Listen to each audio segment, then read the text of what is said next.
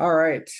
So yeah, today we are gonna give you a pretty broad overview of the 89th session. The sort of the way Moat Casey as a firm has approached this presentation is to try and at least make you all aware of everything that passed.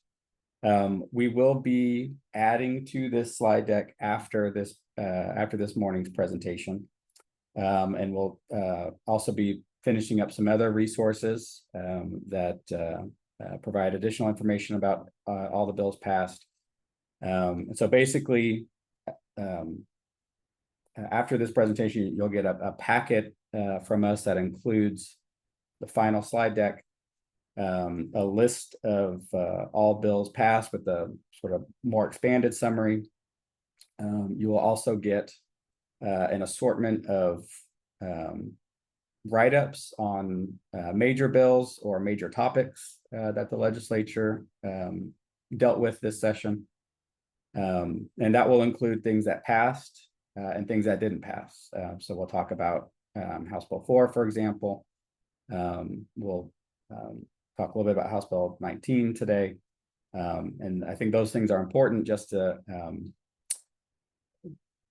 be mindful of things that didn't pass because they don't just go away, right? Those bad ideas do tend to come back next session. So it's good to be aware of those. And of course, we'll go over the template that came out this morning, the other resources that we've been putting out all session. And so, again, this is going to be more breadth than depth today. We will be going into some depth on House Bill 2, but mostly purpose of today's call is to make sure there's no bills that slip through the cracks for you all, that at least everything that passed, you guys have a fairly comprehensive view of that. All right, so with that caveat, we'll go ahead and get started.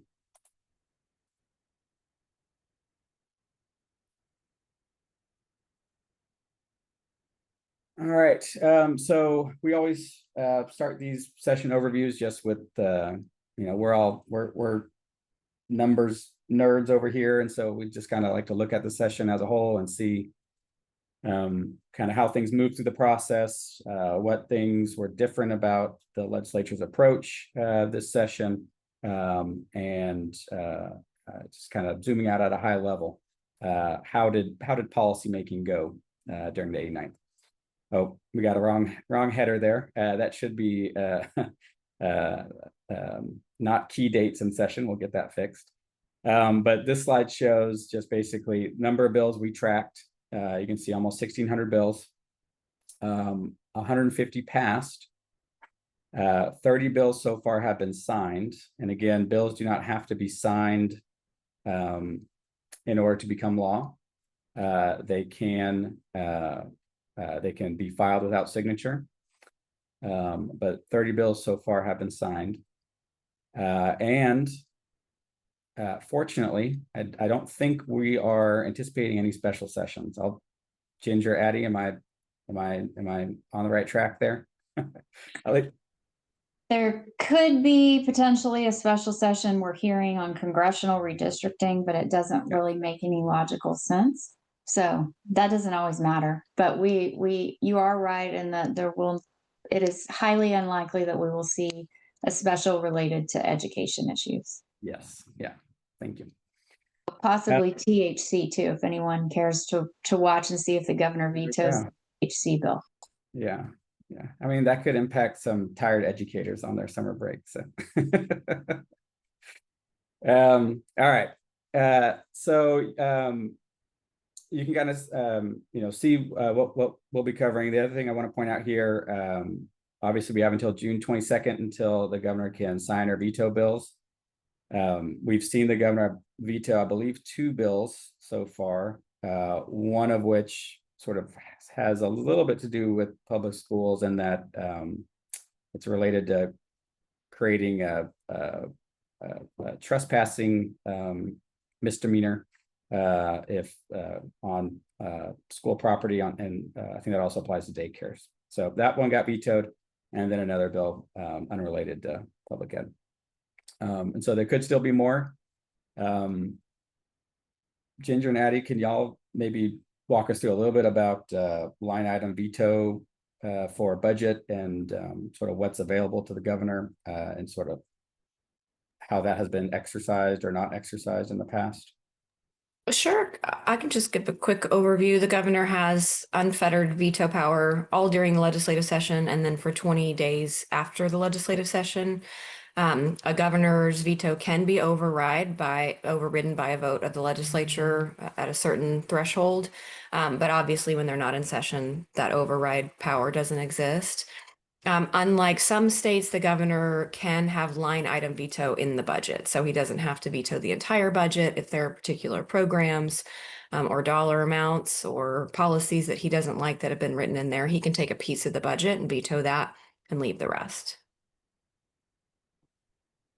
Oh, look, I can fix this on the fly. Look at that. And so with the budget, and it's specifically line item, he doesn't have to veto the entire budget. Is that right? Yeah. Okay. And so he can, specifically target things. I don't know did he exercise that authority last session? Do you guys recall? I don't remember off the top of my head, but he has before, and many Texas governors have over in my memory.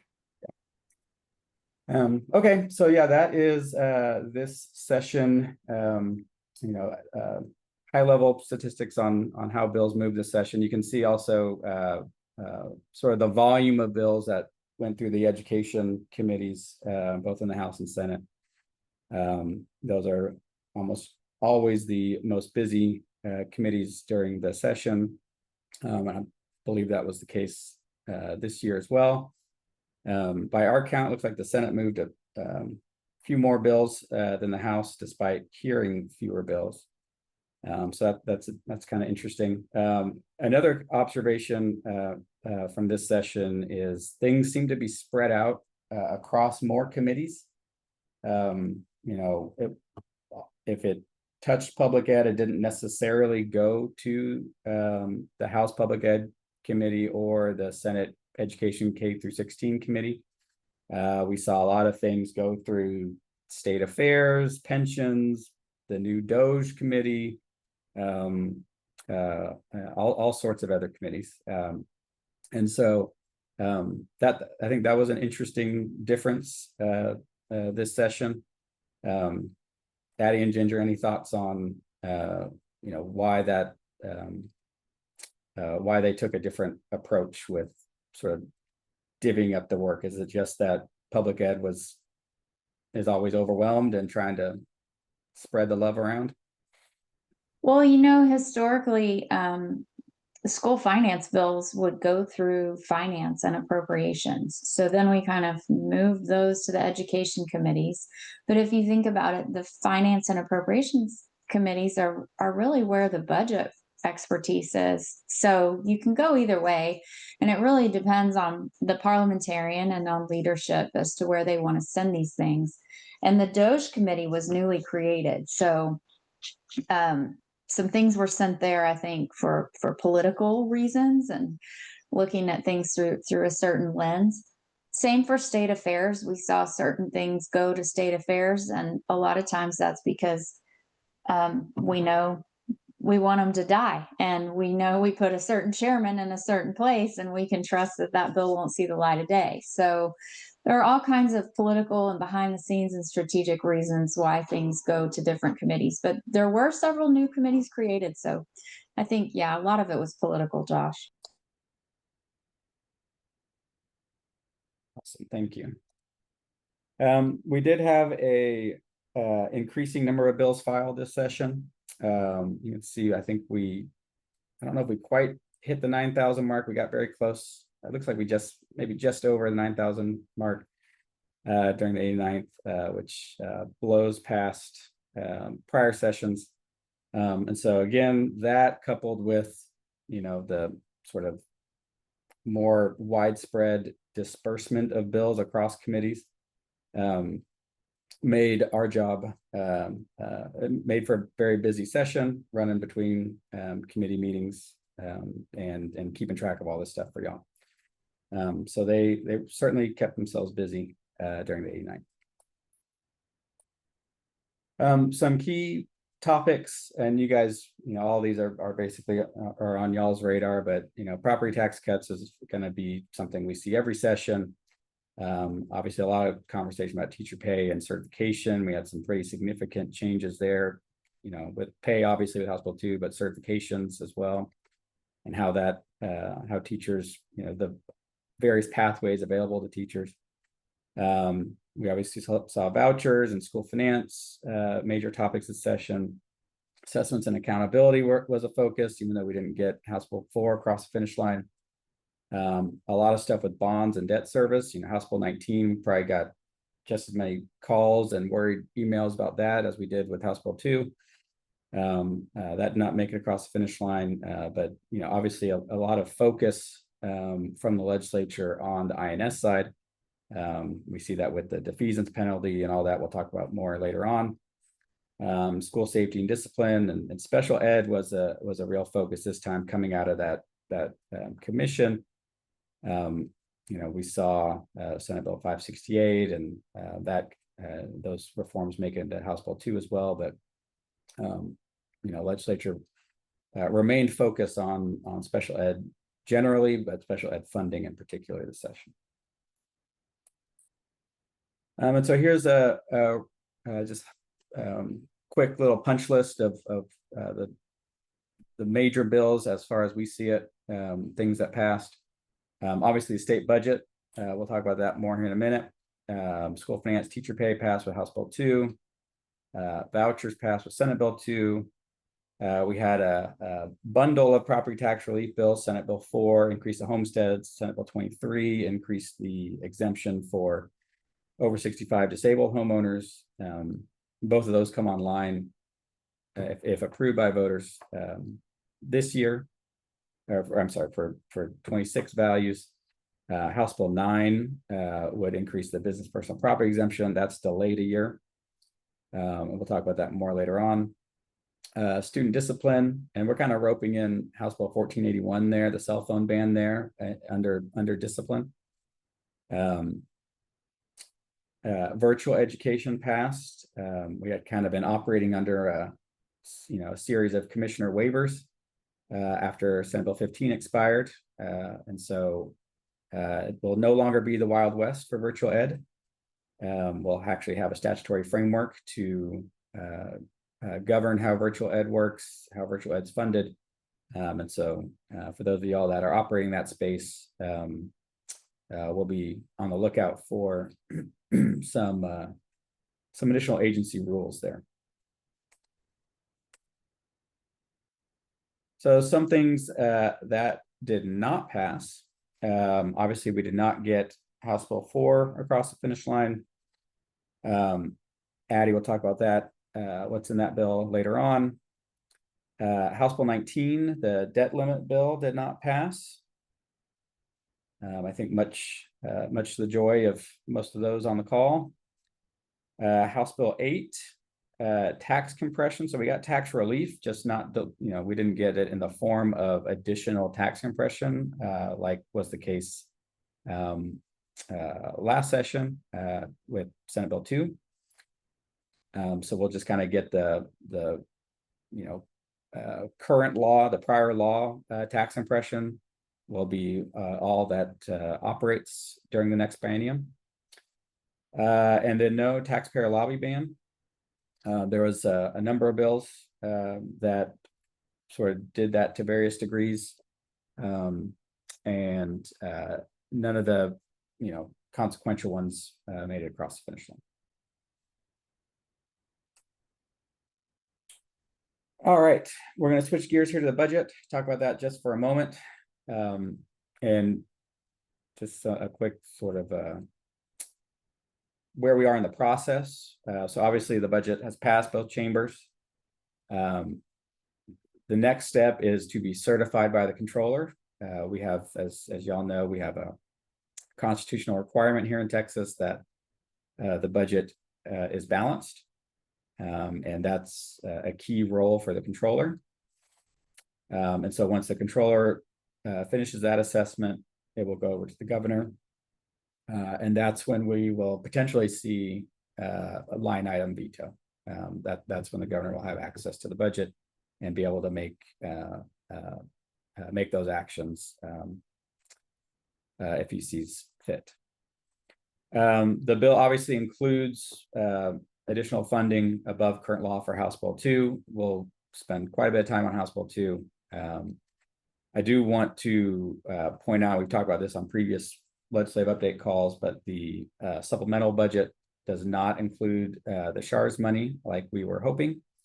And so again, basically the conversation on the Senate floor when that got pulled was schools are getting additional funding on SPED through House Bill 2. And the SHARS issue is really a federal one. And certain senators did not see real rationale, real reasoning why the state needed to come in and fix a problem and from their perspective that was caused by the federal government. And so, you know, again, I'm kind of paraphrasing those arguments as they're laid out on the Senate floor. You know, obviously, I think those that are implementing SHARS at a school district probably feel like they were following state guidance and submitting those costs and those for reimbursement. And so the state, you know, may have some culpability there. And, you know, the major special ed funding increases are not coming online until the second year of the biennium. You know, these SHARS losses were obviously for previous years. We're helping y'all catch up for prior years. So I don't know if those arguments we heard on the Senate floor really hold up. But that was a disappointing development. But we'll see if we can get, you know, we can try again with the next session with the supplemental bill, see if they can fill up those shortfalls that we'll be experiencing this session or this biennium. One thing, I don't want to spend too much time on this, but I do just want to remind y'all that we do have some spending limits in Texas. You can see those listed out here. We have 3 spending limits. The governing one this cycle, I believe, is the pay-as-you-go. And that's basically what the controller projects. And we can't exceed that. Again, that's part of what the controller is certifying right now. But there are 2 other ones that look at you know, appropriations from the prior biennium can't exceed certain growth rates. But the pay-as-you-go, again, that's not tied to any historical appropriations per se. That's just tied to the controller's revenue forecast. Each of these spending limits can be exceeded. You can see there's different vote thresholds there. So you know, tax spending is a simple majority, pay-as-you-go is 4/5, consolidated GR is 3/5. So again, if there is political will, they can you know, they can choose to exceed those limits. As I mentioned, the governing limit this session was pay-as-you-go. And so you know, if we think back to those negotiations on House Bill 2, where they were really dug in on, you know, only $8.5 billion. Well, they're still leaving $4 billion in the bank, so to speak. And so, Julie, I'm going to promote you. Sorry. Hopefully you got the invite there. So yeah, you know, House Bill 2, you know, I think it fell short in a couple key areas. It's still a major accomplishment. But this sort of reminds me, at least, that there was still some remaining capacity there, and if there was political will, they certainly could have added a House Bill 2 and made it ensured that it generated the gains needed for all school districts.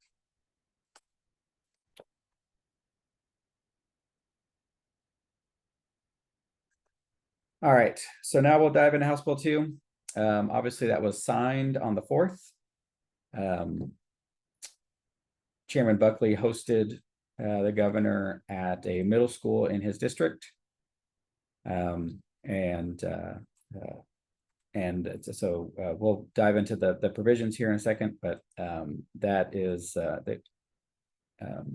lot of folks were anxious to, we've been working with districts on the unintended consequences, possibly exercising that authority.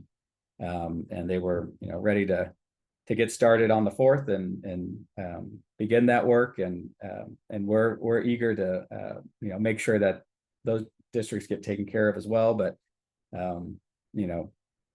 we did not want to, I don't think any requests on the pointing out the flaws of House Bill 2 on the day when they're patting each other on the back and celebrating. I don't think that would have gone over very well. But for those of y'all that we are working with on that issue, just know that we are starting that process. I think we're trying to round y'all up and meet later on this week. But we have heard that there's some openness to having the commissioner exercise that unintended consequence authority, and so we will be exploring that.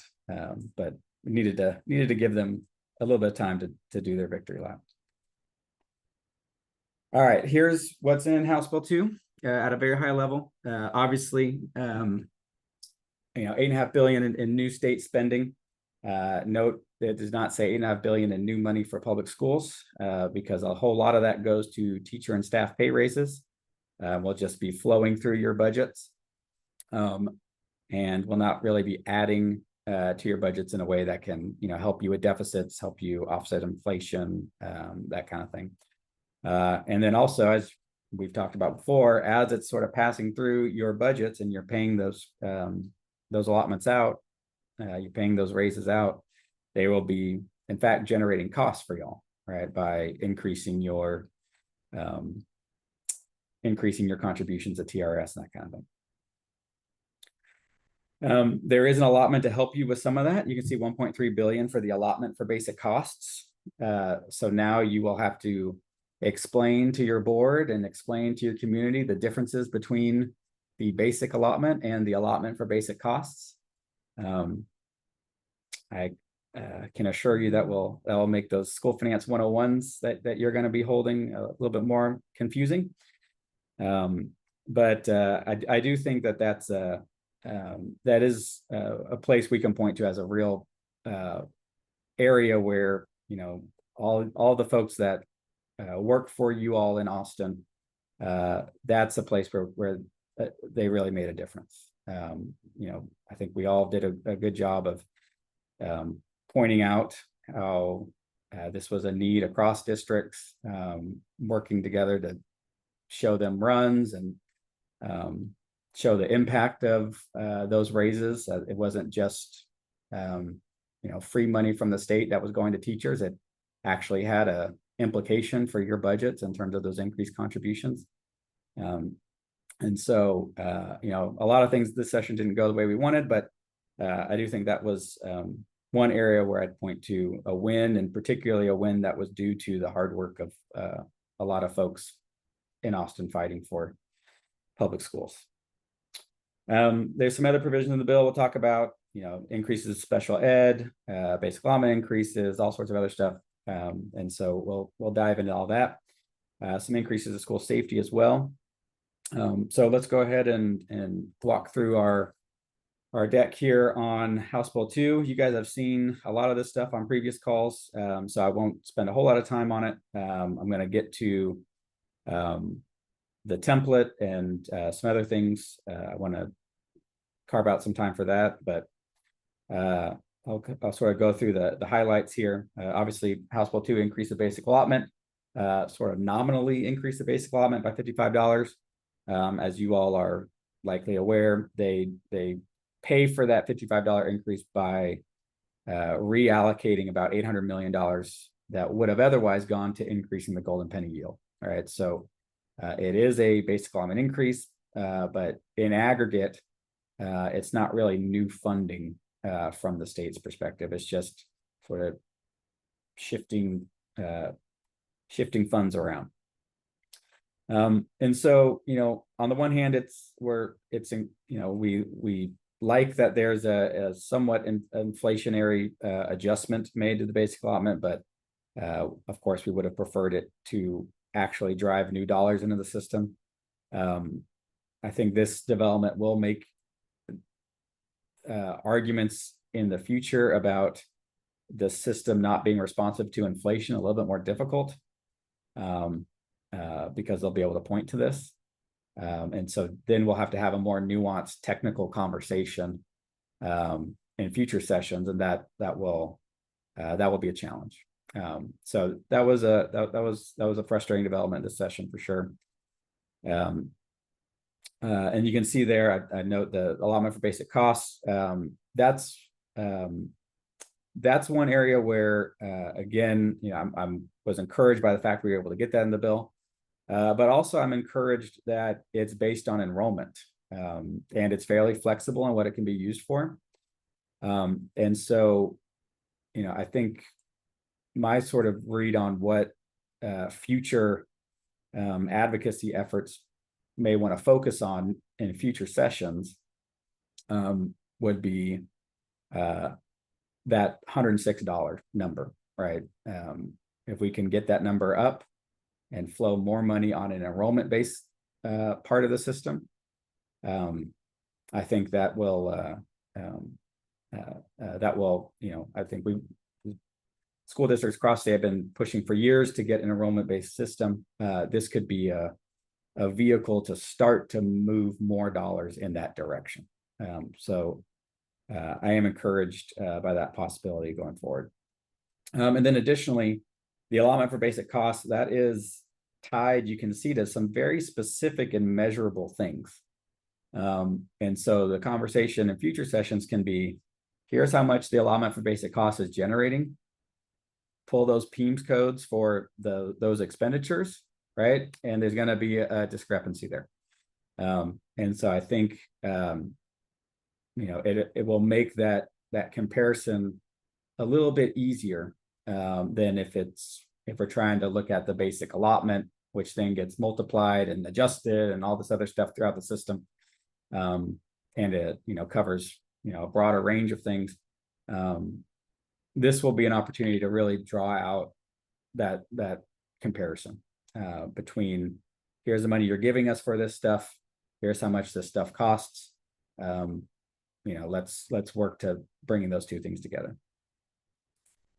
Let me pause for a second. Anyone, Addie, Amber, Ginger, Julia, y'all have any? Am I wildly off base there with that hope for future sessions? What do you guys think about that? I mean, Josh, I think your read is pretty good. That I think at the very end, when this all was getting worked out, the negotiators found themselves at this situation where politically a basic allotment increase of over $55 was not going to happen. And so they came up with a different solution, and that was the allotment of basic costs. In future sessions, I don't know how much that philosophical impasse will still exist, but I think anybody who observed this session can see that, in particular in the Texas Senate, there is a real hesitation to trust school districts with flexible dollars. We found that less true in the Texas House, but that was all along the philosophical pull between both of the chambers. Do we trust districts with more flexible dollars to make their own decisions, or is the state of Texas going to be more prescriptive? I don't know how strong that argument will be next session, but I do think you're right. There will be a delta between what the ABC provides and what districts are spending on those allowable expenses. Yeah, I agree with Addie and some of the questions in the chat around the enrollment funding. I do think we'll be able to connect, Josh, to your point about ongoing costs associated with enrollment rather than just attendance. As you all know, there are many costs that you all have to take on, no matter if that kid is in that class that day. And so that I think is associated with this new ABC allotment. And I think to the second question about will the ABC be audited or monitored by TEA anyway? Absolutely. I do think the allowances that they put in into the bill and statute are fairly general, and you all will find that you will easily spend, as Josh mentioned, these dollars. Especially with the requirements to do TRS on behalf of, right, the on behalf payments or any Social Security for those who are paying into Social Security. But one section is transportation, and you all have all kinds of costs associated with transportation, right? Fuel, inspections, ongoing things. So it will be audited, but I think because statute is so general, you all will have a great deal of flexibility. And I do think in future years, to Josh and Addie's point, it is an opportunity to really talk more about inflation and ongoing costs. But it's another example of being more prescriptive with how you all spend your dollars. Well, and the thing that I think we're all used to TEA using PIC codes to track and audit, they won't be able to do that here because you're going to track your PIC codes as required by hiring, right? If they're a special ed person, special ed transportation, you're spending way more even than the increased allotment, but you have to code that to PIC 23. So I imagine there'll be some sort of third party end of year reporting. Maybe it's on the J1 schedule, like the old state comp ed and current bilingual. So this one, I think TEA, you're going to learn more throughout the summer, throughout the school year, but it's going to be, you have to be flexible. We can't assume this one's going to flush out over the summer. Let's see, I've been neglecting the chat and the Q&A, and actually, I'm gonna ask that you all put things in the Q&A so that way we don't have to go back and forth. I think we're good on the enrollment-based funding point, Courtney, unless you have questions about that. I think we did that. Paying for bus certifications, I don't know. I think so. It's transportation, sure. But ultimately that'll be a question TEA answers. Let's see. Yeah, so going back, I'm looking at the Q&A now. Someone was asking about the shifting of the $55. It does benefit some more than others. We found that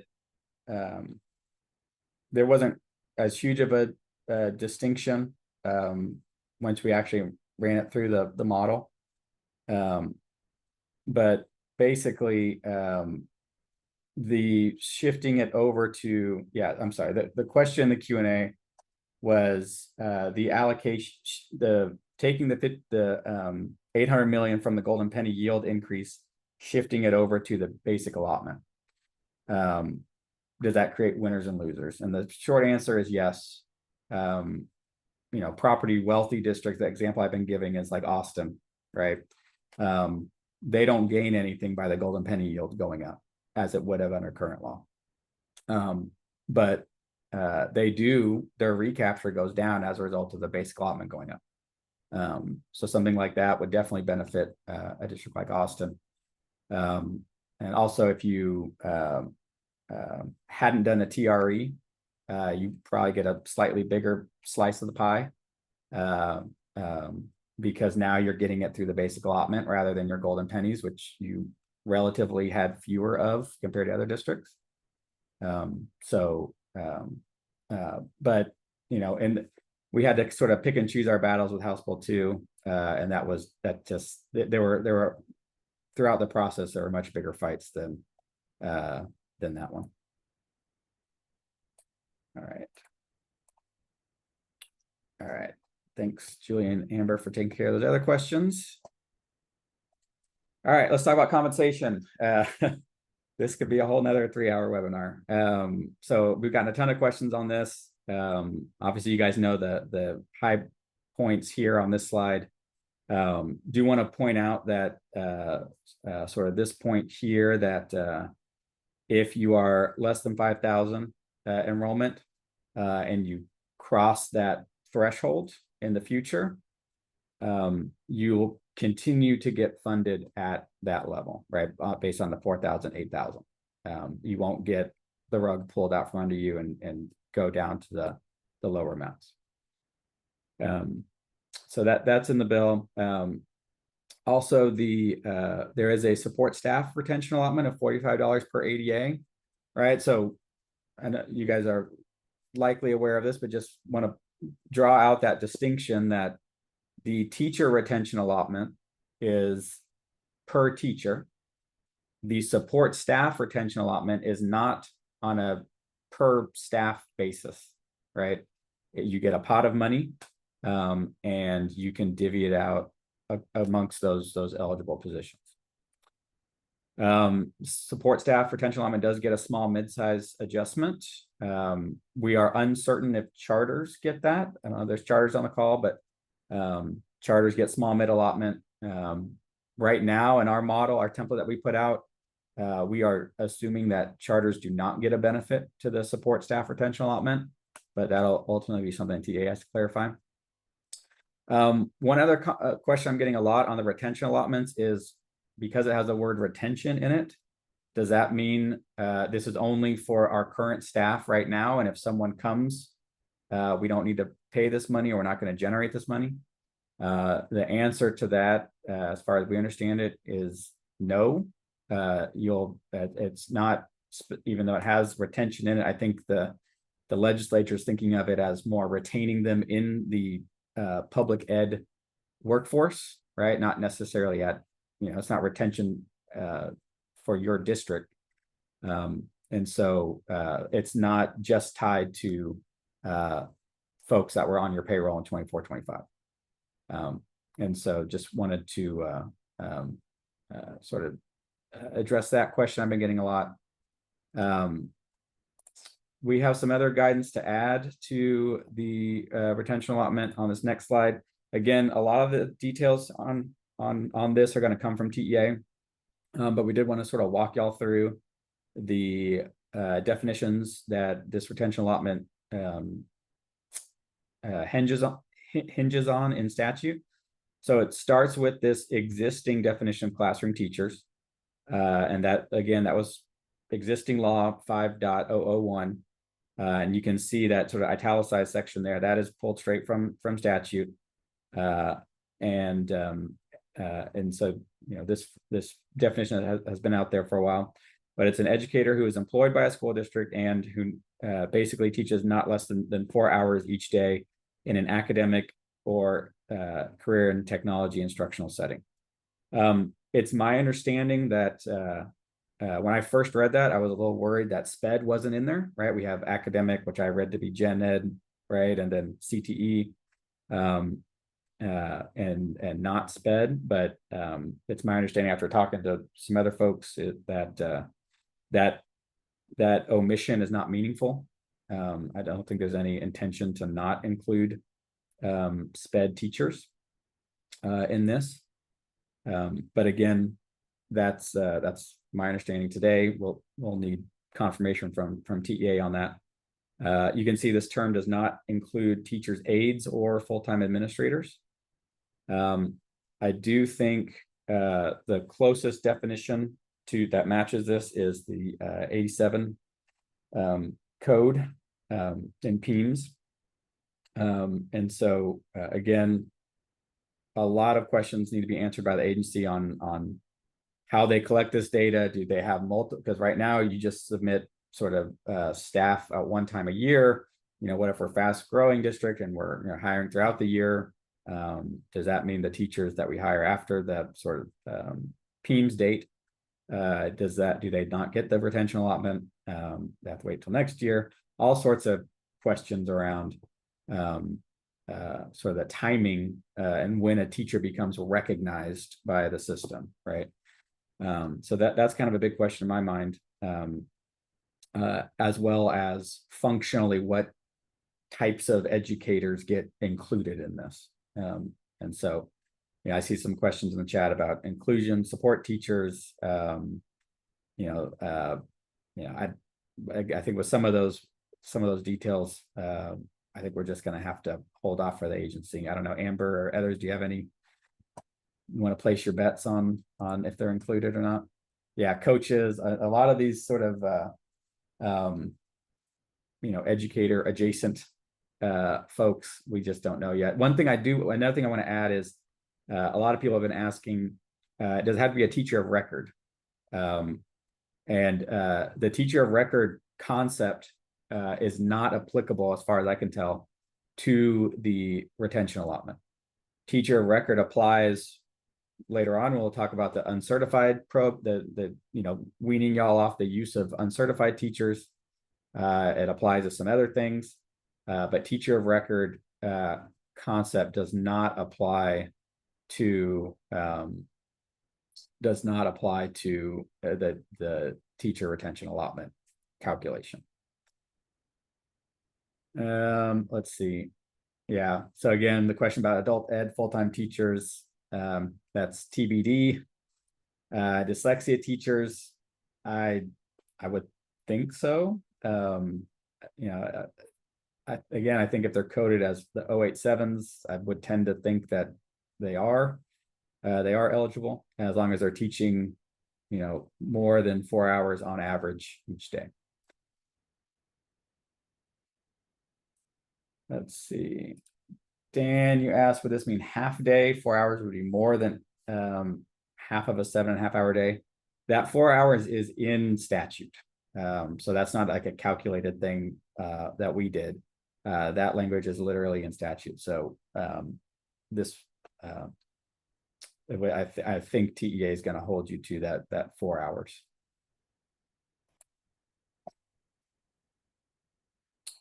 Let's see, this certification. Okay, so Emily has a question about certification, and that's actually a great segue to the next slide.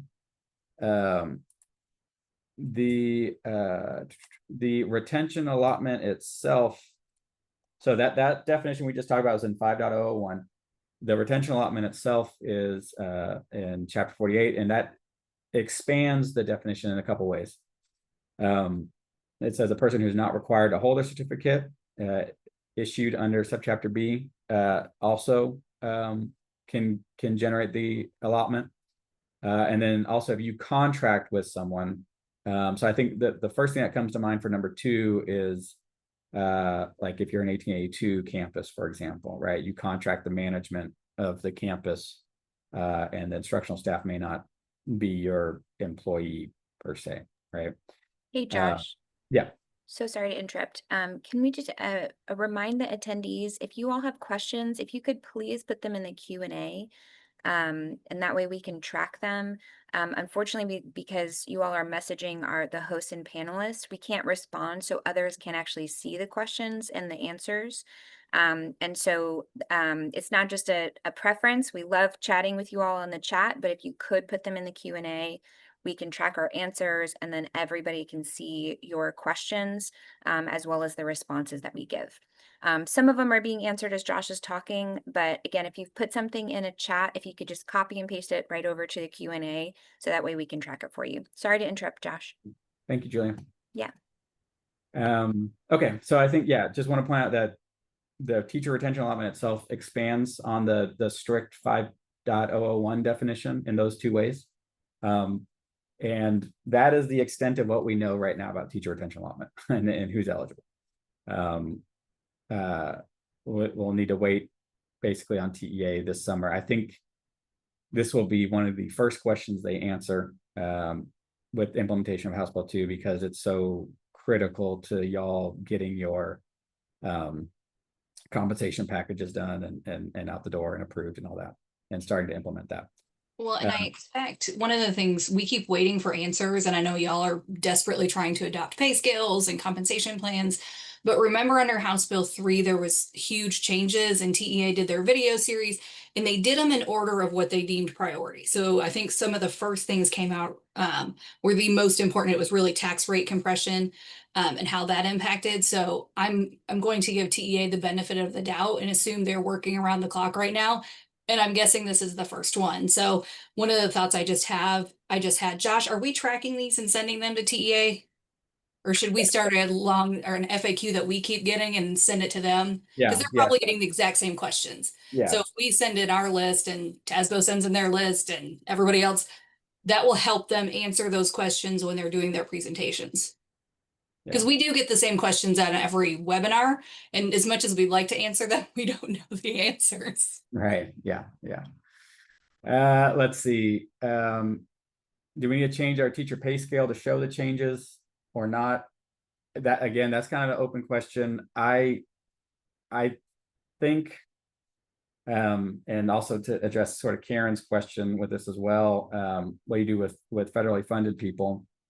I think putting that in their salary and then funding that out of the retention allotment itself, state funds you'd be split funding them, and that would be a whole headache and time and effort, right? And I'm not sure how all that would work. And so I think, and Amber, correct me if I'm misspeaking here, but I believe that the compliance check will look somewhat similar to House Bill 3, in that it wasn't actual dollars that they were looking at. They were sort of looking at your plan for distributing the allotment. Yes. And so that's what I suspect House Bill 3, I'm sorry, House Bill 2 will look like in terms of compliance check and the template that you fill out to prove that you're doing what you need to do. Because from a PEEMS perspective, I think the stipends, for example, right, would roll up into salaries, and I don't know how much TEA would be able to distinguish between the two. Yeah. Um, I wouldn't be surprised if they have an end of year report that's how did you pay your teachers? What changed? Like I imagine this first year, there'll be a lot of lift on independent district reporting, and then they'll add PEEMS codes, right? If you think about the lift that it takes to collect data from TEA. So I would expect some sort of end of year, how many teachers did you have, or how many people qualified under this 5.001? How did you pay them? How did you change your pay scale? I would imagine a lot of questions are going to come out from TEA that are going to be compliance checks at the end. That's just a huge change. And like I said earlier, we have to give them the benefit of the doubt that they're working just as hard as everybody else to figure out how to track this and implement it. And so I think another reason why I'm kind of leaning towards stipends as being the mechanism that you're distributing this is again, to sort of Karen, your question about what do you do with federal fund people, right? And I think flowing as a stipend, at least initially, that seems like a potentially easier way to thread that needle for that group, and then also just allows you to track it separately. Yes. A little bit easier. And so if the agency is amenable to that, I think that would be the sort of path of least resistance as I understand it now. Yes, and I like in one of it's the comments, but it says David Mark said at the Council of CPAs last week that they were waiting for the governor to sign it and then work on interpretations. So we're all just, I think, hamsters in a wheel trying to implement this.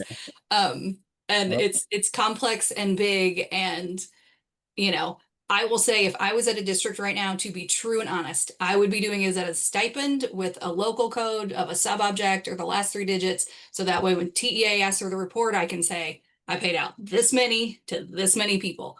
Until we know further, I always err on the side of put it in your account code structure in a way that you can pull it out. So I would have a sub-object or a local code that tracks it, and then you can easily manage it for data submission to TEA. But that's if I was at a district really going, how am I going to do this next week for July 1, right? Yeah. All right. So I think we answered that question about base salary. Dan, your question about the 0.5 FTE, again, I think it's all about the number of hours per day that they're providing instruction.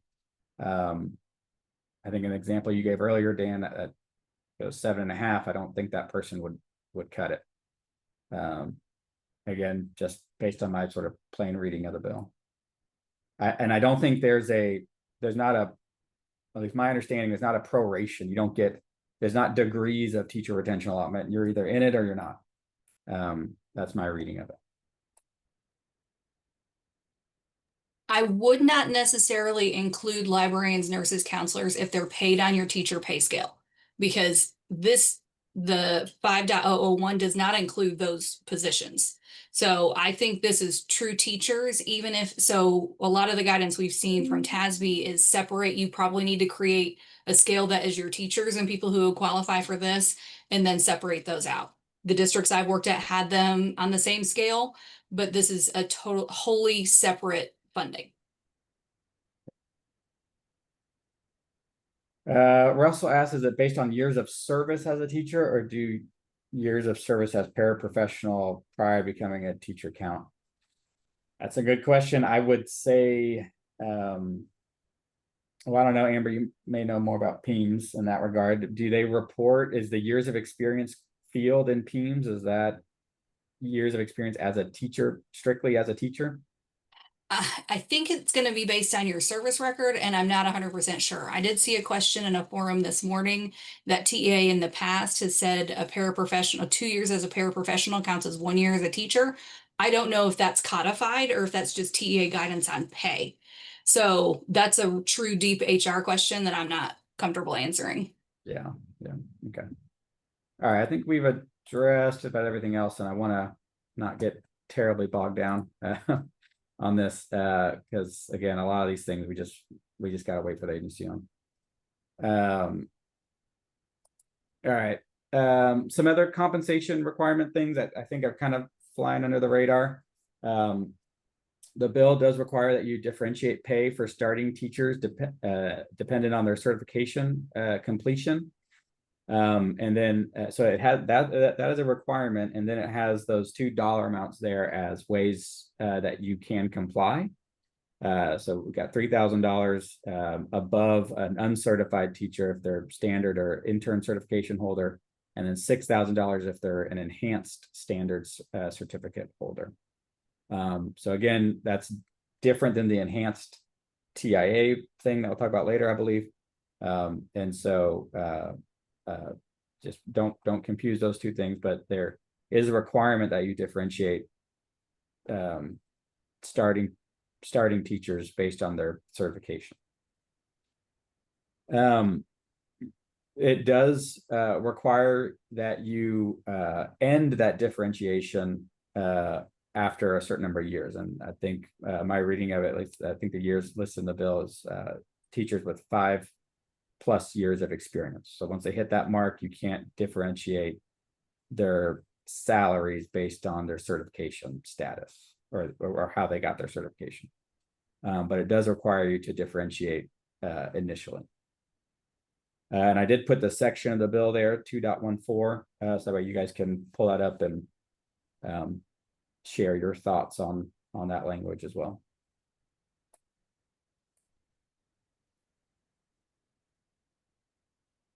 I think the differentiation begins with teachers with no years of experience. And then I think the dollar amounts, my reading of it is it's permissive, right? It's not, the dollar amounts are not shall. The shall is up where you have to differentiate. That's how I'm interpreting that section. It says you shall differentiate, and then you can meet that shall requirement with those $2 amounts. All right. Questions on the differentiation. So I think, yeah, differentiation begins with 0 years of experience. I think it's just for teachers. Yeah, I mean, current employee, I don't think you have, next year you won't, I mean, it starts with 0 years of experience, so it's not current employees. I don't think will apply. Locally certified teachers are not subject to lower pay. I don't have an answer for that one, unfortunately. Sorry, Don. Does the bill specify that the compensation increase must be a permanent raise? If so, would a stipend still count, meaning that I'm assuming that question is related to the retention allotment. ultimately, that's a question. I hate to keep saying this, but ultimately, a question TEA is going to have to answer. But I think, again, like I mentioned, I think that's going to be the path of least resistance in terms of implementing the thing. As long as you continue to provide it, I think it would meet that requirement. It's my best guess right now. So if you think about how stipends work in payroll and P's, that stipend code is going to roll up to 6119. So as long as you're coding it and it's TRS eligible and you're doing all the things, it can be counted as a permanent part of their salary. Just like a coach's stipend. If they're your football coach and they're your football coach forever, that's just a part of their regular pay. Yeah. So I think a stipend can be used. I don't see why TEA wouldn't allow it. But it's gotta be TRS creditable. That's gonna be their line in the sand. Yeah. All right. I'm gonna speed up a little bit to get us back on track. So we can actually take a break at 10:30. Uncertified teachers. We talked about this a little bit before, but the bill does set a deadline to prohibit the use of uncertified teachers as teacher of record in those foundation courses. So here's where that teacher of record concept comes into play. Foundation courses, of course, being science, social studies, math. Oh my gosh, I'm pulling a Rick Perry here. What's the fourth one? Science, social studies, math, Reading? and reading. Thank you. The hard one, reading. Yeah, you can tell I'm sleep deprived there. All right. The bill does allow for some waivers, but it does require you to submit a plan for full implementation by 2930. That's a little bit more ambitious than the House version of this bill. Just be mindful of that. This doesn't apply to charters? That's a good question. I believe it's actually I've been asked that before. I've asked it, I looked into it and I can't tell from the reading. So I'm hoping TEA and rulemaking will clarify because it's not clear in the language. It doesn't say only ISDs or does include open enrollment charter. It doesn't have that sentence that says and open enrollment charters. So I'm not 100% clear. Yeah. I would say, I don't turn to my advocacy folks here. I did not hear any distinguishing on the House or Senate floor when they were talking about that provision between charters or ISDs. Ginger, Addie, Julia, did y'all hear any lawmaker talking about how that would only apply to certain public schools? My understanding is, or at least some of the charter schools that were supporting the bill or giving feedback were that charter school teachers were included. And so in that one of the previous definitions, that number one where it says otherwise kind of act as that classroom teacher, they believe that includes charter teachers as well.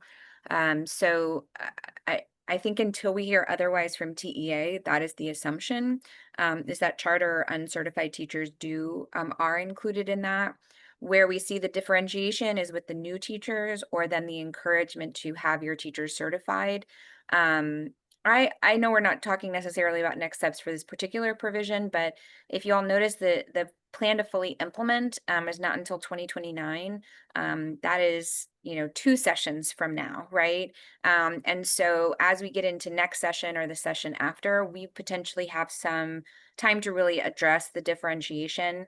Because I do think it's going to be tough for the agency and for lawmakers to continue to push certification, which we know, and I think any superintendent or administrator would say, absolutely, we want certified teachers, and we want to continue to hire them. It's just we're having some trouble finding them or keeping them, and so I think they're going to have to address that discrepancy in the approach that charter schools often take or that DOI schools often take. But right now, according to kind of initial impressions, charter schools do need to apply that retention allotment to their teachers as well. Yeah. And because the non-certified teacher is such a part of the charter implementation, this is an advocacy piece for you all in the future. Like when I dug into it was with someone with a charter and my response was, if that's really a part of your hiring and management plan, this needs to be an advocacy piece for the future for you all. Because you do have that gap of time until 29/30, you have time to explain part of the reason you're an open enrollment charter is this flexibility. All right. I am trying to keep us on track here. We could spend 3 hours just on this piece. A whole lot of changes on teacher certification pathways and incentives. We've kind of been talking a little bit about this already, but a lot of new requirements on educator prep programs, new certification pathways established with House Bill 2. And also with these pathways, there's incentives, right, for you to partner with these educator prep programs and help move teachers through this process, get their pre-service hours and all that. And so I think this may be one of the sort of in 5 years, 10 years, when we look back and look at House Bill 2, the impact of it. I think these changes here may be among the more lasting and more significant. But again, this is all very novel and it's subject of a lot of TA guidance, a lot of TA rulemaking. But I think a lot of opportunity under those provisions in the bill. There'd be a lot of work, of course, for districts, but I do think a lot of opportunity is there. Special education funding, we've talked about this on numerous calls, so I'm going to go quickly through this. There is a funding target that the Senate set on their side of the bill, $250 million over current law. And so, obviously that's not enough to close the SPED funding gap that in the way that we'd like. It is still meaningful progress. And then also, again, just like the allotment for basic costs, this now gives us another hook that we can push on and fight for in future sessions, right? And so I'm encouraged by whenever I see those kind of opportunities in statute open up where we can, go in and target a specific provision. I think this is another one of those, this sort of incrementing that target up, every session. The bill provides $1,000 reimbursement for special ed evaluations. Previous version had a $3,000 additional amount for non-enrolled students, basically, to kind of help you offset those costs from Senate Bill 2. That is not in the bill, so you still get the $1,000 reimbursement for all your evaluations. My reading of that provision is it's $1,000 per child. It doesn't say $1,000 per student. And so you'd still get the $1,000 even if you do the evaluation for a private school, voucher student, homeschool student, whomever. The House Bill 2 does increase the CCMR outcomes bonus and the transportation allotment. Those are going to be relatively minor in the grand scheme of things, but some additional special ed funding there as well. Early literacy and numeracy. This kind of started as House Bill 123 and Senate Bill 2252, I believe, on the Senate side, and kind of evolved over session and ultimately got gobbled up by House Bill 2. And it's basically the bones of it are the same as what we saw throughout session. There's going to be this new series of assessments that K-3 students are going to have to take up to 3 times a year. If they fail 2 consecutive assessments, the district has to provide intervention. Once they provide intervention, you get $250 per student receiving that intervention. Unfortunately, it is capped at the percentage of K-3 enrollment. The final version of the bill is at 10%. So if you're providing intervention to 15% of your kids in K-3, you're only going to get funded based on 10%. And then dyslexia students are not eligible for this allotment. The thinking is that they're getting resources from the dyslexia allotment to help them with that. And so they don't need additional resources. The final paragraph there is one that I'm a little concerned with. One, just the complexity of it, and 2, sort of fairness of it, but basically once the student, if you have a student that fails the 2 consecutive assessments, they can get access to a SSES style account where they can purchase private tutoring services. And they kind of have 2 bites at the apple at that. If they, fail at different points along the way, they get 2 up to 2 tranches of $400 in their account. And so again, up to $800 in total.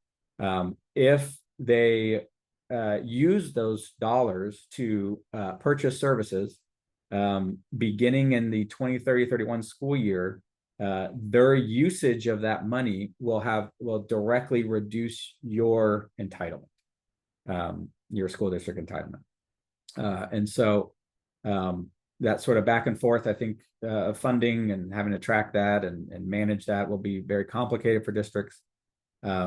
As Julia mentioned on that previous item, this is a couple of years away, right? So, maybe we can continue to have that provision evolve over time. And as we kind of get comfortable with these assessments and we see kind of how that would play out, I imagine that sort of clawback may evolve over time. Josh, we've got one question. Are we required to take this money? Yes, if your student meets those failure benchmarks that the commissioner is going to set in rule on the K2, first on the kindergarten screening instrument, and then each year on the K3 reading instruments. Those are kind of 2 separate administrations.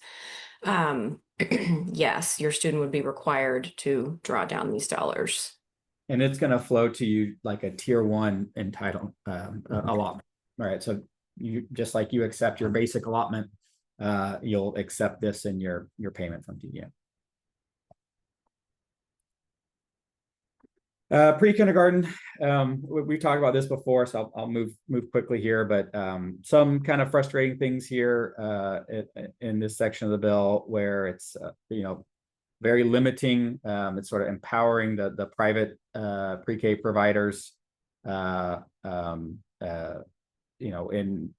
basically if you want to make changes to your instructional spaces, renovating, constructing, leasing new instructional spaces, you have to go to before this new intermediary that will be created, and basically ask for permission. That the intermediary will check if there's other private pre-K providers that could serve the student, and so there'll be this new layer that you have to go through to be able to make new instructional spaces for pre-K.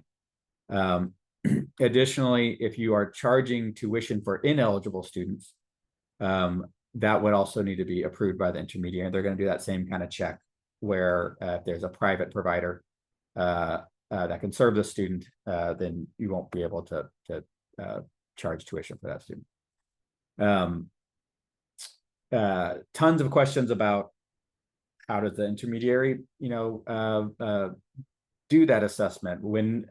How do they determine when a provider is available? If they're an hour across town, does that count as available? We don't know. I did skip over children and classroom teachers being available. Those are that's change made in House Bill 2. Those students, children, classroom teachers are brought into the eligibility for state-funded half-day pre-K. The language around the intermediaries and all the stuff that is contingent on intermediaries is delayed because they'll need some time to stand up the intermediaries. So thank you for pointing that out. That language will that headache will not be an immediate one that you'll need to deal with.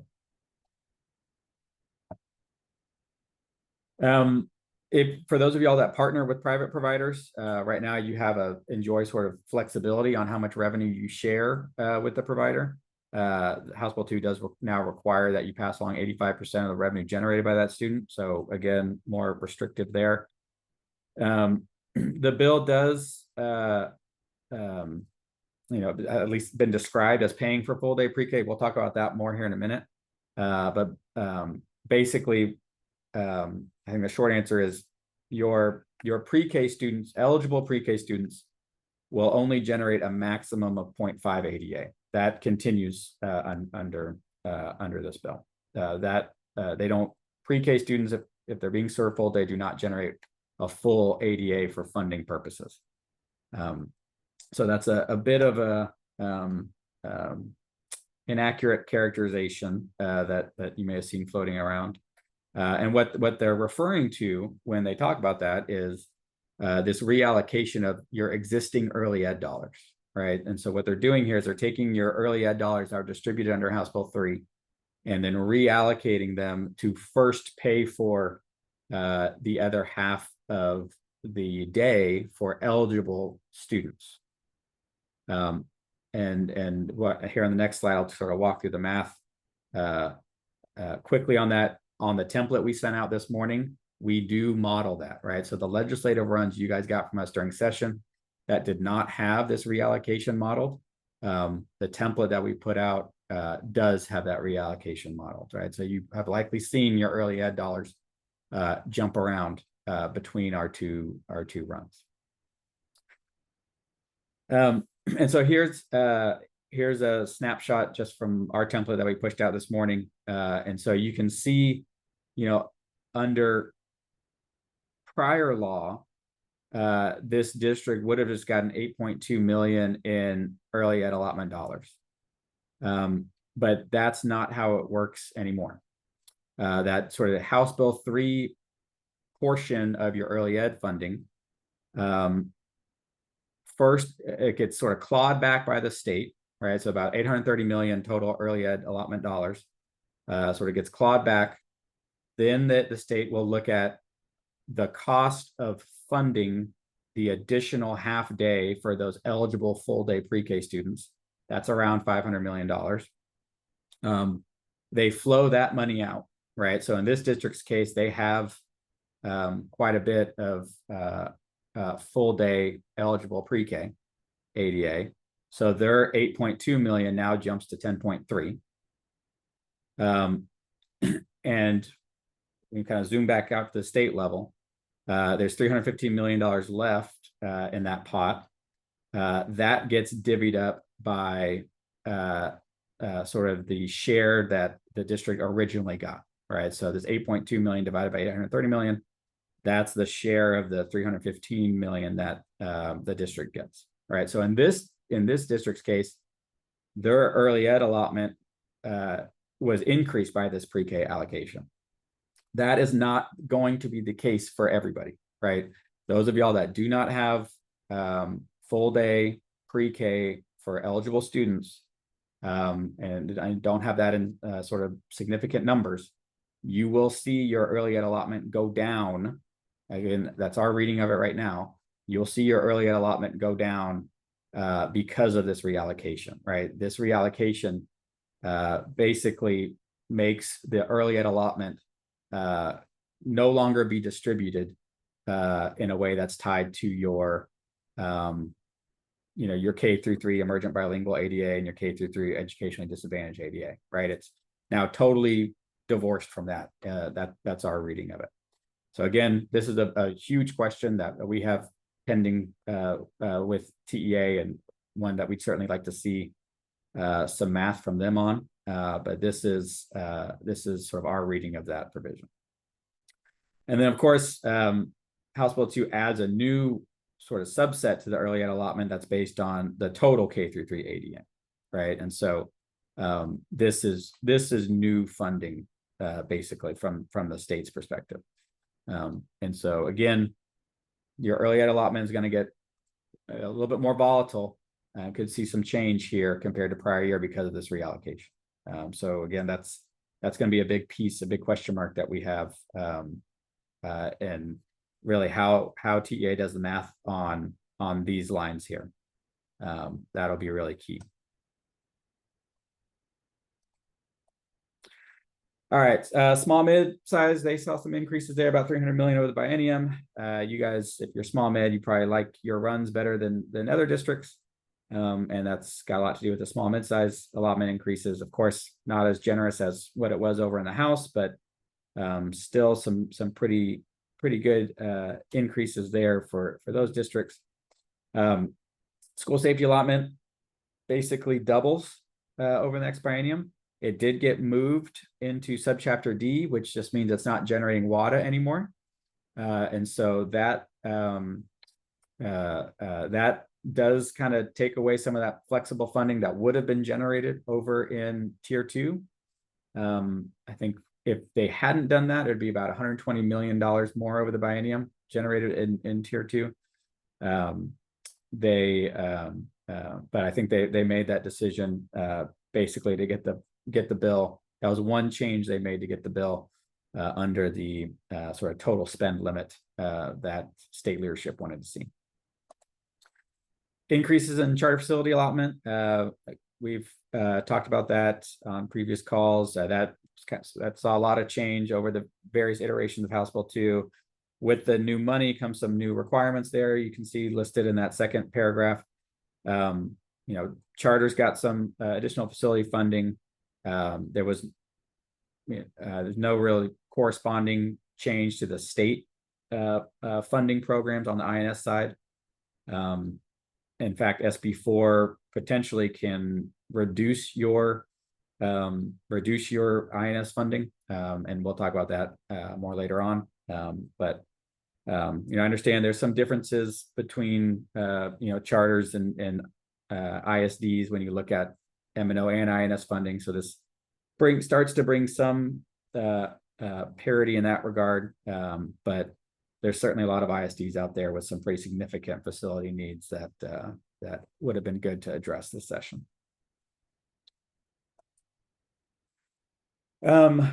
Comp Ed didn't see any funding weight increases. That was in previous versions of the bill. It did repeal the 55% spending requirement. One question I got about that, or I've gotten this several times, is okay, because this is repealed, does that mean the spending requirement is now 100%? I think my answer is no. It's just there's no spending requirement. And so you now have more flexibility with those funds. My reading of that is no, it does not go up to 100% because that is repealed, because it also repeals all the lists of allowable uses and all that stuff. So I just wanted to address that. Agreed. And just Josh, this was another political concession to try to find some more flexible dollars without calling it the basic allotment. Yeah, thank you. Bilingual education allotment, no increases of the weights. We did see a small amount of money thrown in there for alternative language model bilingual programs. And again, 10 million over biennium, it's 5 million per year. That's not going to move the needle a whole lot for folks. One thing to note with bilingual is it did add teacher salaries to the allowable uses, which was kind of surprised us because the legislature had thought about this, I think, last session and decided not to do it. Currently, it only allows stipends. And so that should, if you have trouble meeting that bilingual ed allotment spend, that can certainly help you there. With CTE, the big change there is adding JROTC courses to CTE allotment. There was a cap on the funding that could be generated by those courses that got repealed. Did see some changes, increased funding to PTech. New tech funding, as we read it, goes away under the bill. The bill does not include a fine arts allotment. That was in the House version. Unfortunately, that did not make it across the finish line. Some hold harmlesses here. Property value study hold harmless did not make it across the finish line. Though we'll see on implementation on some of those new hold harmlesses in the bill.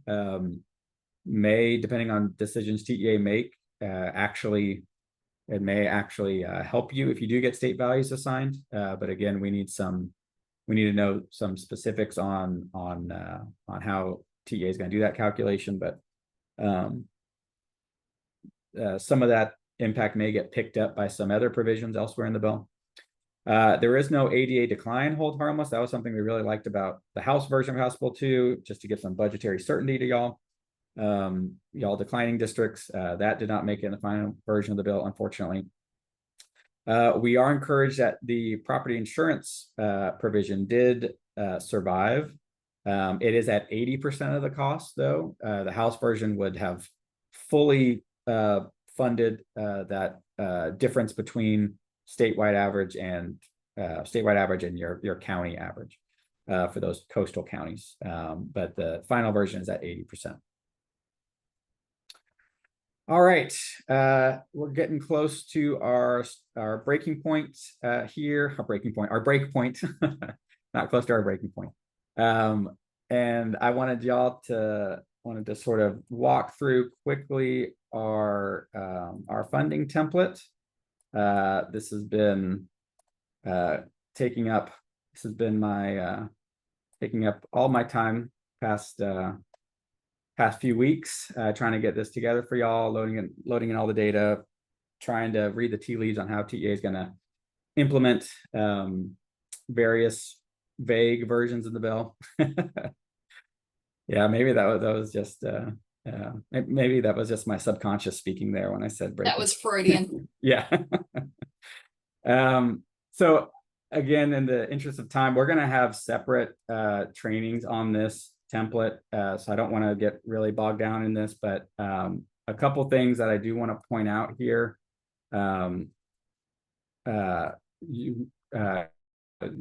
Basically, you'll start by using this just by punching in your CDN. We do load a whole lot of data in here, right? So we allow you to model any campus as an 1882, and so that's we try to load this thing up with all sorts of functionality that existing tools do not include, and so you can swap in 1882 campuses. You can we do rate to maintain a little bit differently here. I'll walk through that here in a moment, but we also pre-populate every field on here, right? There's nothing blank on here. We wanted to at least give you something to start with, and then if you want to go in and make edits, you guys are more than welcome to do that. So you see, we pre-populate things for 23-24 and 24-25. You can see the run number that we pull. This is the latest file that's made available from TEA. So we kind of start there. We pre-populate the next biennium with your attendance projections, right? So all these numbers should look fairly familiar. These are things you guys submitted. And then basically we continue that forward for the next biennium as well. For the new items, the new things that are created by House Bill 2, you can see we have a note here for everything that got touched by House Bill 2 with sort of an explanation on what the change was. And so we hope that those kind of breadcrumbs will be helpful for y'all. For the new items like special ed evaluations, for example, we used what we loaded into our model for us. And so that number should look somewhat familiar to y'all, looking at our legislative runs. And so that's where we pulled a lot of the new data elements from. Some things like this alternative language model, we don't have data on, so that's we're going to rely on y'all to punch in any data there if you think you're eligible. So I think all the student count stuff is fairly explanatory. You can see we did include an estimate on the TIA changes. This is what was pulled out of our legislative model. But again, we're going to rely on y'all. If you're doing the enhanced TIA or you're doing other stuff, you're going to need to, we're going to kind of put some of that modeling on y'all. Because again, we just don't have all the information needed right now to do that.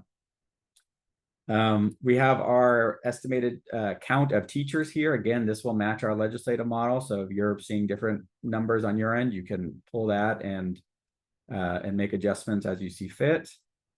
But the prep allotment, again, we don't know a whole lot about that. That's coming on the second year of the biennium. But you'll be able to enter in that estimate. Some sort of minor changes to the certification exam reimbursement. You guys will be sort of charged with entering those in on your own, as well as a teacher's certification incentive that's under the bill. All right, so that's kind of all the student count stuff, data entry. I tried to, lay this out in a way that was familiar to y'all and similar to other templates. So hopefully that's fairly easy to navigate. It's similarly here with the property taxes. We did make an adjustment for SB4 and SB23. And you can see basically the way the controller does this is whenever there's a new homestead exemption, all the T values shift down. So the new T2 will be the 140K. The 100K values then become the T1 and so on and so forth. They all shift down. And so we don't know what number the controller will use for this, what was the T16, that will shift into something else. So I just leave that unnumbered at the moment. But we do again make this SB4, SB23 adjustment for you. We do not make an HB9 adjustment. That will come online potentially in the second year of the biennium. And we will, you'll have to make that adjustment and on your own if you're looking to model that out right now. You have some questions on the values that might be helpful for people. Yeah. The template does support charter schools. Templates on our website. We emailed it out. If it's not linked on our website, we can post that right now. Actually, I'll put the link to the template real quick.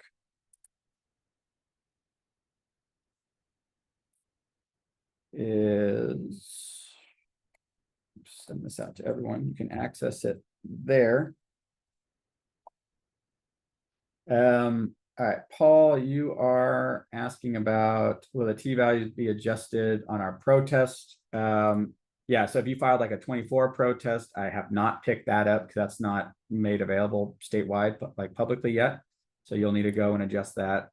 And so I'm going to actually hold off on 1 second on the mechanics of the T value adjustment, and I'll kind of walk y'all through that. But just know you can enter those in here. And then all the other stuff should look pretty familiar, your tax rate. I do have y'all enter in just your number of tier 2 pennies. And then other data entry will determine your tax compression.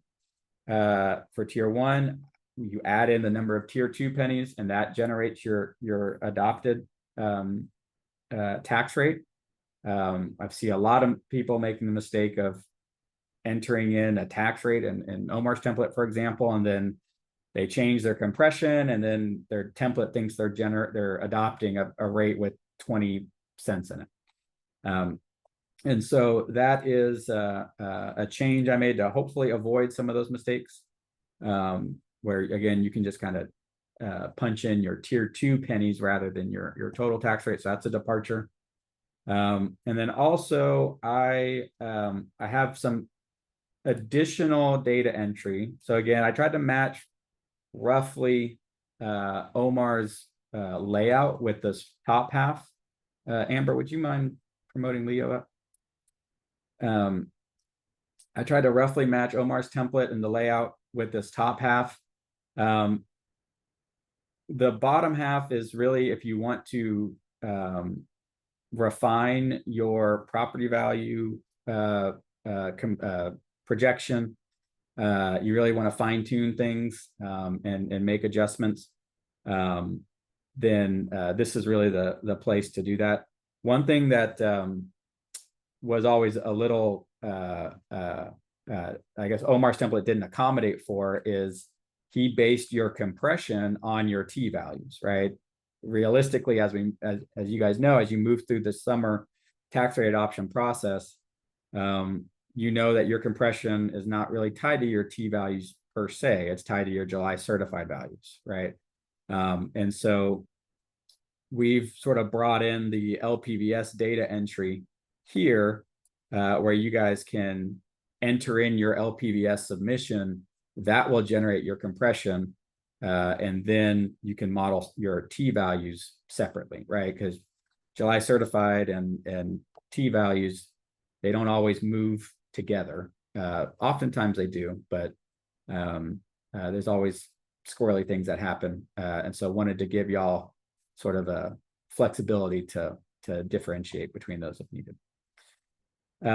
We also calculate collections for y'all. So again, this is all sort of optional data entry here. You do not need to use any, you don't necessarily need to enter any data here, but all this stuff allows you to sort of project things and fine tune things that ultimately gets fed back up into your normal data entry portion up here. Okay, so that's the template at a high level. I do want to call your attention to two other things in here, and then I think we'll take a break.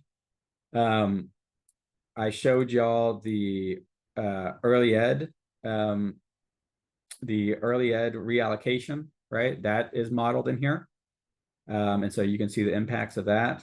Additionally, I modeled, and we'll talk about this here after the break, but we modeled the defeasance penalty under Senate Bill 4 and Senate Bill 23, right? So if you have a surplus, our understanding is potentially the state could gobble up your new homestead exemption hold harmless. And so we have implemented that. So in this case, right, this district has, they're adopting an INS rate with a $20.8 million surplus, you know, INS revenues above their required debt service by 20.8 million.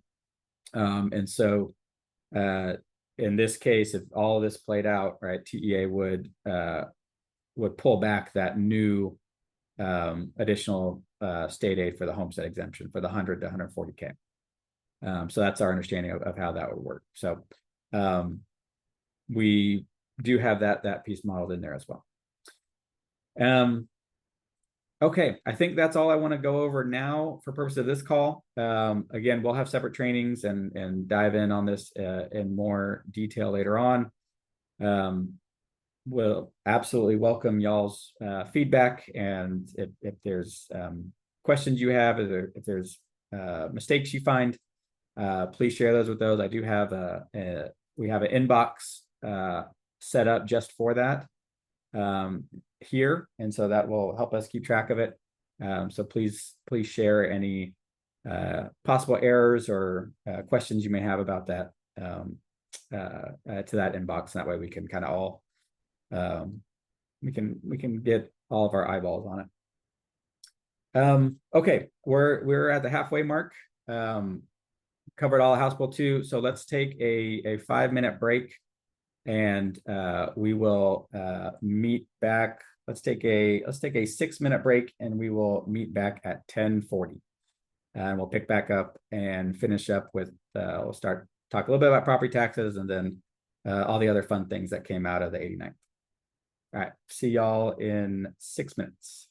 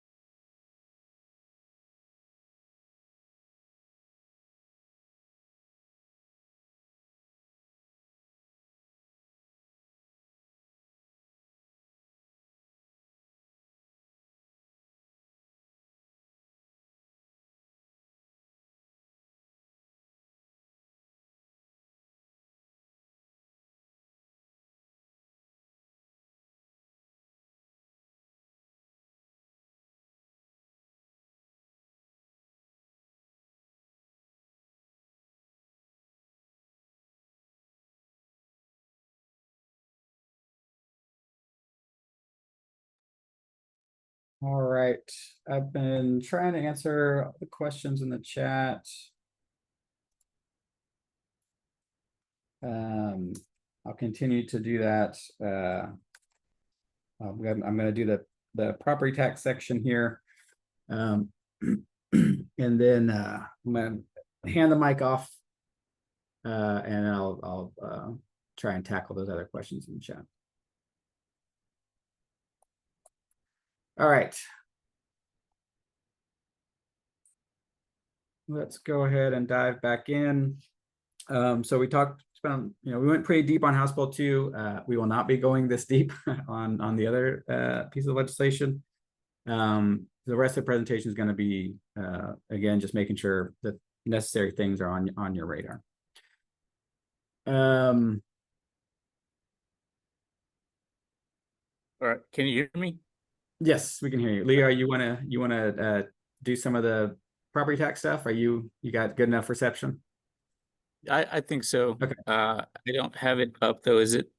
What am I looking at here? Is this the Yeah, right I'll get deck? that in a second. Yeah. Okay, can you, all right. I did want to make sure y'all were aware that we do have our legislative runs. Those are linked there. You can also access the side by side that goes into even more detail than we just did with House Bill 2. And so again, that may address some questions you have as well. And also there's whole swaths of House Bill 2 that we didn't really address: special education programmatic changes, blanking on the other stuff, but there's sort of non-funding things in House Bill 2 that we don't really touch on and so far in the presentation. So for a sort of fuller coverage of House Bill 2, you can check out our side-by-side. Okay, Leo, take it away on Senate Bill 4. Okay, hold on a second here. All right. So let me know if you can't hear me, because I'm outside right Yeah, we now. can hear you. All right, Senate Bill 4, as we all expected, ended up being the vehicle for tax relief this session. And if we believe Lieutenant Governor, we can expect another homestead exemption next session. But yeah, in terms of Senate Bill 4, it did increase the homestead exemption, or subject to voter approval, of course, but that's going to happen. I think it did increase the homestead exemption from 100,000 to 140,000. And then is there another slide on Senate Bill 23, or can I talk about this at the same time? Okay, so and then it similarly, Senate Bill 23 will provide an additional 50. The 60,000. Leo, you're getting a little. You can go back. Leo, you're getting a little garbled.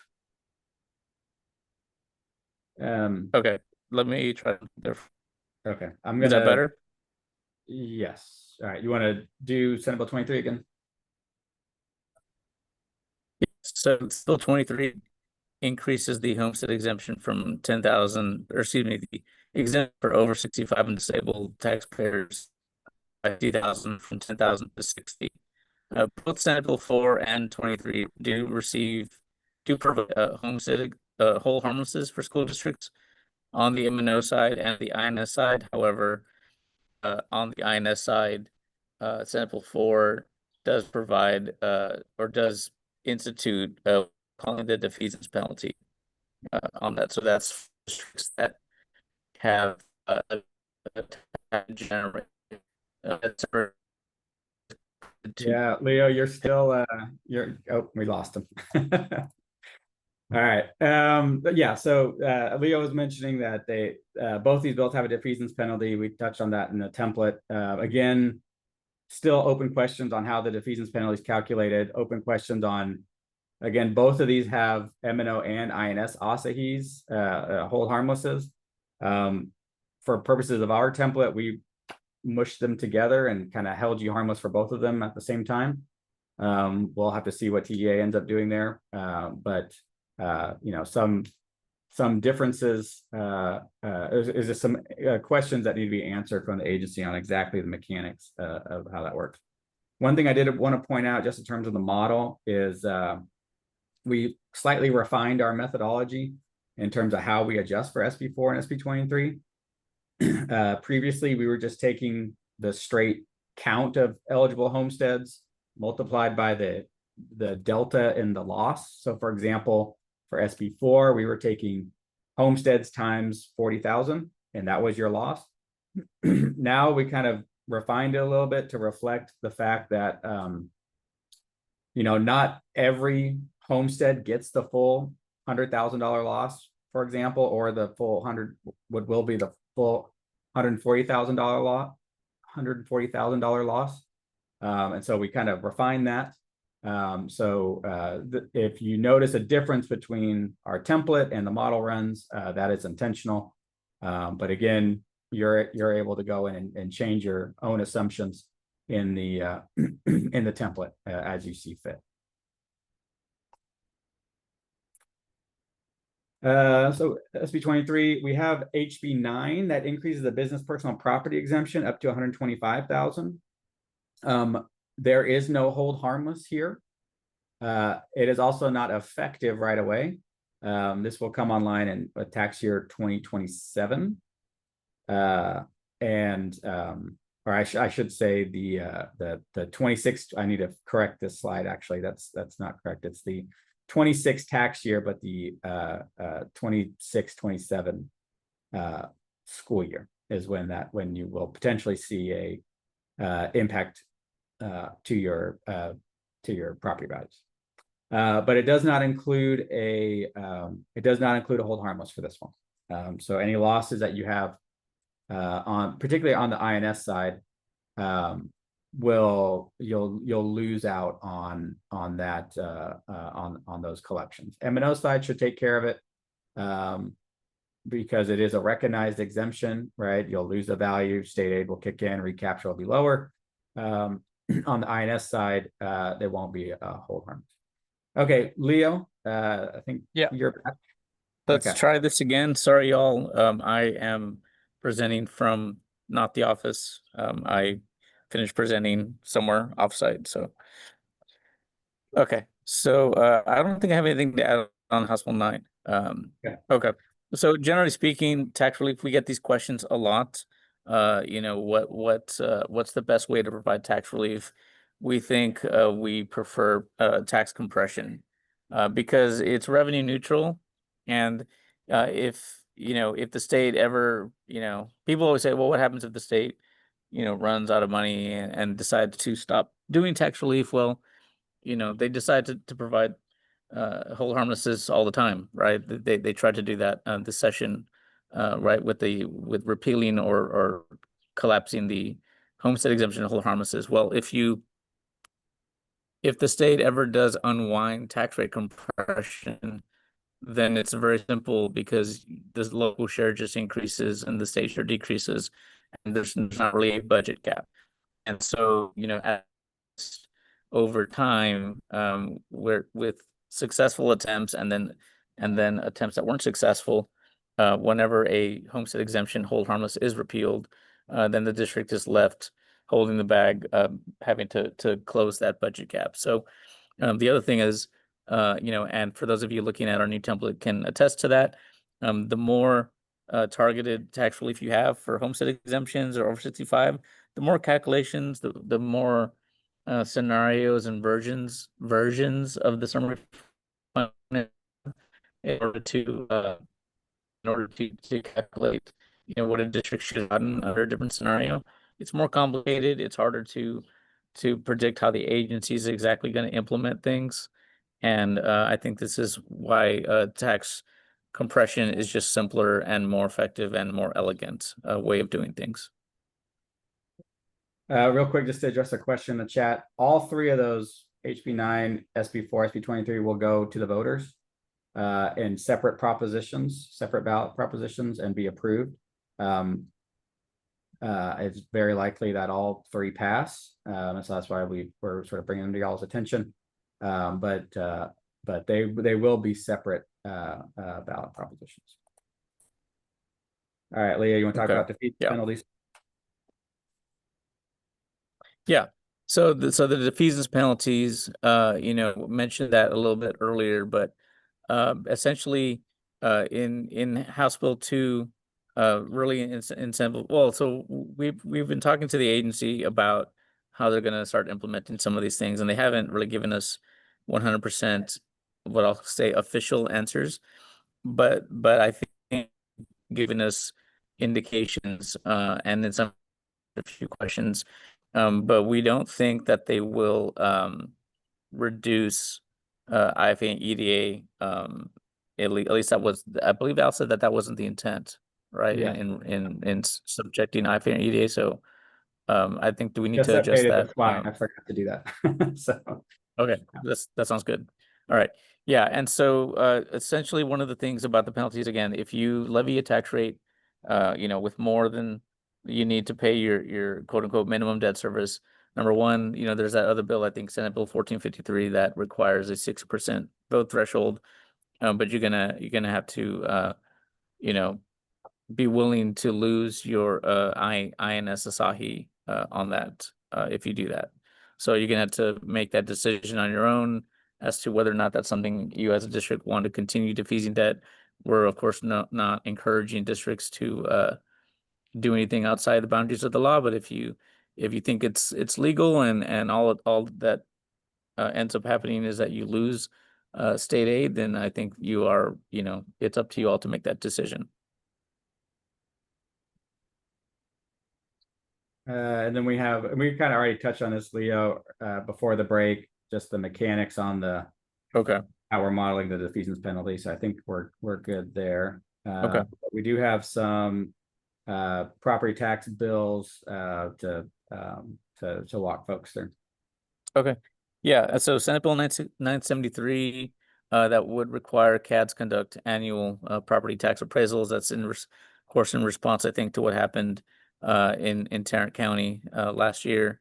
There were some districts, I think, that got caught with the potential to fail the property value study, and so this was an attempt to address to prevent that from happening.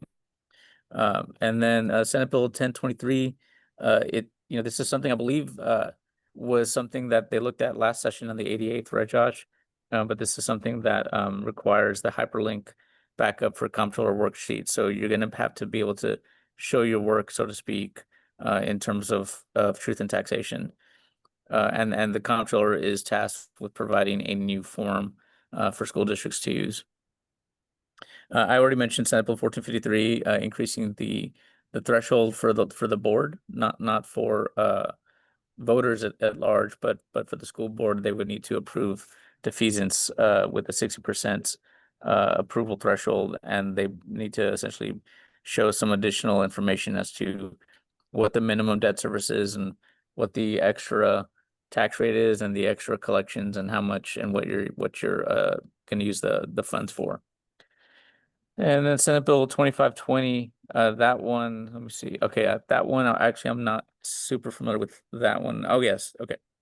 So that just basically just puts in statute what the methodology that was outlined by the AG's office in response to Wichita County's inquiry in terms of how to calculate the over 65 disabled tax relief. So I don't think that's going to really change anything much. It shouldn't, unless your CADs are doing something wrong. Yeah. Yeah.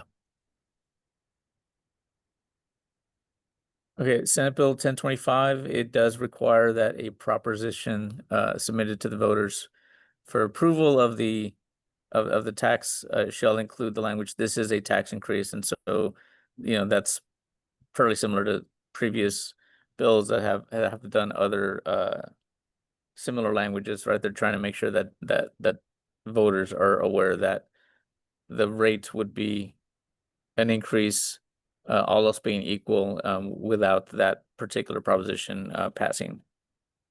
House Bill 4236, it does create a study group to evaluate the comptroller's property value study. I think this is probably largely, or this could be related to, and there's been a lot of, I think, pushback in the members about, do we even need a property value study? I've gotten those questions directly, right? Like, what's the purpose of it?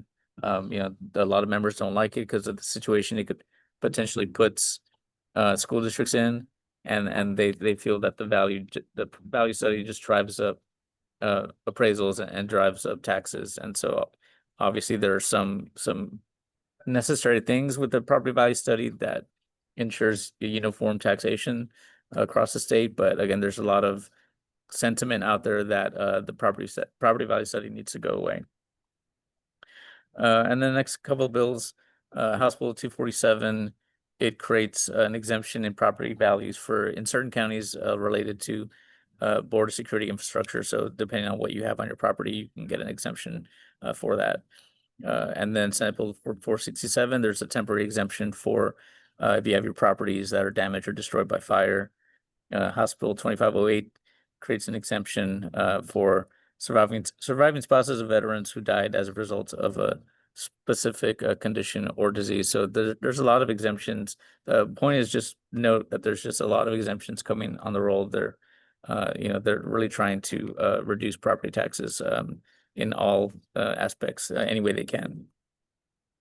Leo, can we pass the mic to Amber? Amber, if you're able, Yeah. Walk us through the next few slides.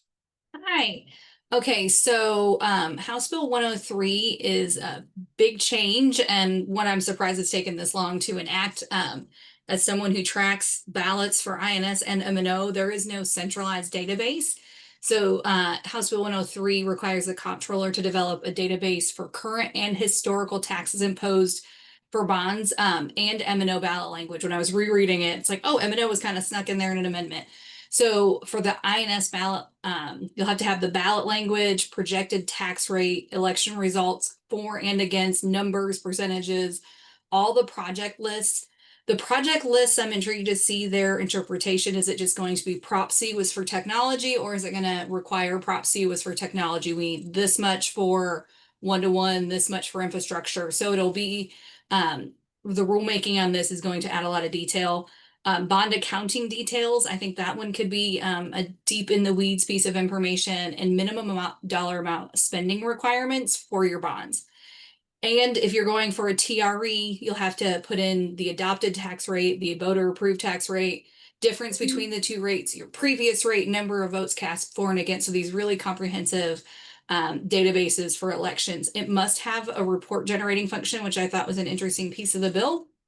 So currently, by August 7th, the taxing unit shall provide the comptroller the information for the current year. So if you're seeking a bond in November or a TRE in November, at some point we should be getting data on what we need to submit to the comptroller. And then by the 1st of January, the taxing unit shall provide the comptroller all current and historical data from 2015 to 2025. That's a huge lift. If you have an FA, I would be working with them now to build that out. If you're just doing a TRE, that one will be a little bit easier, but working with districts who've done TREs in the past, we don't always know all the way back to 2025. So you may have to do some digging for historical information. We did have a question. Will be ready before the November election? I don't think so. I was checking the language. It says the link will be made available January 1, 2026. Yes. So, but at some point, if you're having an election, you have to submit data. So we'll see how the comptroller starts to collect that data in the next month or so. And then, so then House Bill 3526, for bond reviews, the board must post a database on their website on projects in the bond election. So now this is your local data collection piece. So I think there's a lot of data in these, but no later than the 20th day before the election, the district must submit data to the board to include project list, proposition details, estimated costs, and further detailed information. So if you're not already going over this when you're selling your bonds, you're gonna have to add more detail. And then no later than the 20th day after the election, you have to provide information on the votes cast and the proposition outcome and any updated information from the prior report. So if something changed and you know it happened between the 20th day before and the 20th day after, you're gonna have to provide updated information. And then a detailed report must be submitted to the board by September 30th of every year. So these are big projects for districts and some new unfunded mandates. But regarding approved but unissued debt. So if your district passed $1 billion bond 2 years ago, but you're still selling that debt along the way, you're gonna have to provide a report annually. And then by December 31st of even numbered years, the board must submit to the legislature a detailed bond report on behalf of the district. So it connects with the prior law. So we're seeing this huge lift of data relating to elections, which every time the legislature wants data, that means they're looking at it. So just think about what that means for future legislative sessions on looking at how bonds are passed across the state in Texas. Then the last one, Josh, is, and this seems a little bit duplicative and contradictory, but districts for Senate Bill 843 have to submit data to TEA. But this one will include charter schools because it's bond related expenses. So I think this is a piece that most of the data for districts will be duplicative, but for if you're a charter school, you're going to have to include all of the project details and project accounting that districts are including in the other reports. So I imagine TEA will be able to use the previous report for ISDs, but not for charter schools. And it also must have a report generating function. So I'm hoping at some point they linked these two and we only have to do one report if you're an ISD. Otherwise, you're probably going to submit. But I would be calling your FAs now and asking them to dig into these bills and help start building this out because they have most of the data if you have a financial advisor.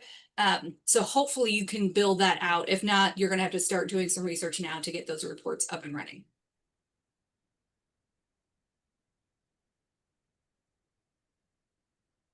Amber, did you want to do the elections piece or? Sure. Yeah. Sorry, I was looking at the other screen to keep track.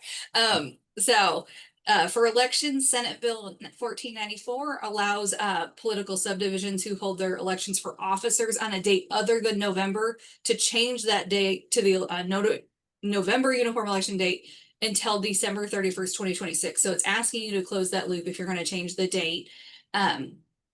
And I don't know that there's a big push for districts to want to change if they have a May election for trustees to November, but if there is, you have a deadline now. House Bill 3546 allows it's this exact same language, but it also provides districts the opportunity to adopt resolutions to change the term length for trustees. So if you're changing your trustee length, House Bill 3546 provides detailed guidance on that. But other than that, it's the exact same language as 1494. House Bill 2253 provides local governments the opportunity to cancel bond elections if the governor declares a disaster declaration. So if in the 90 days before the bond election happens, you can cancel it if there was a disaster in your area. So you can say, we had a major disaster, we don't want to move forward with the bond, and this puts in place a process to cancel that election due to that disaster declaration.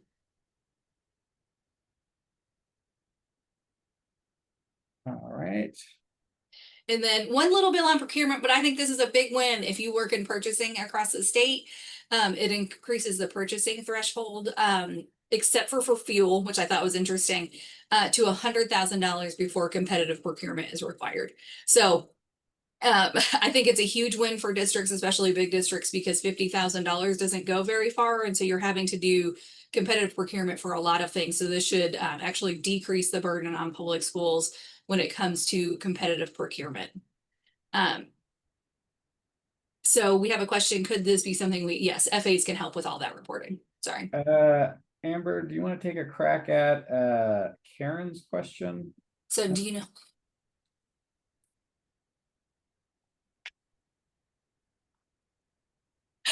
Honestly, I'm impressed that they're going to get this database up in time. I do not know how they're going to respond to individuals. Are you saying 1463 a bill or I don't know what you mean by that, Karen. As I'm old, I have to squint and look towards the computer. So you'll have to if you want to send me an email, I can dig into as far and so your question about property values decline throughout the year. The defeasance penalties, I think this is one, it kind of all relates. How do you adopt a tax rate that's going to make your payment? But then, yeah, okay. I think she So means yes, 14, perfect, because I'm on the right track. So yes, how the state's going to do that, I'm not sure. And I keep thinking there must be some sort of like confidence interval they want you to adopt to make sure you're meeting. You have to be able to make your payment, right? And you don't know what your final tax collections are going to be.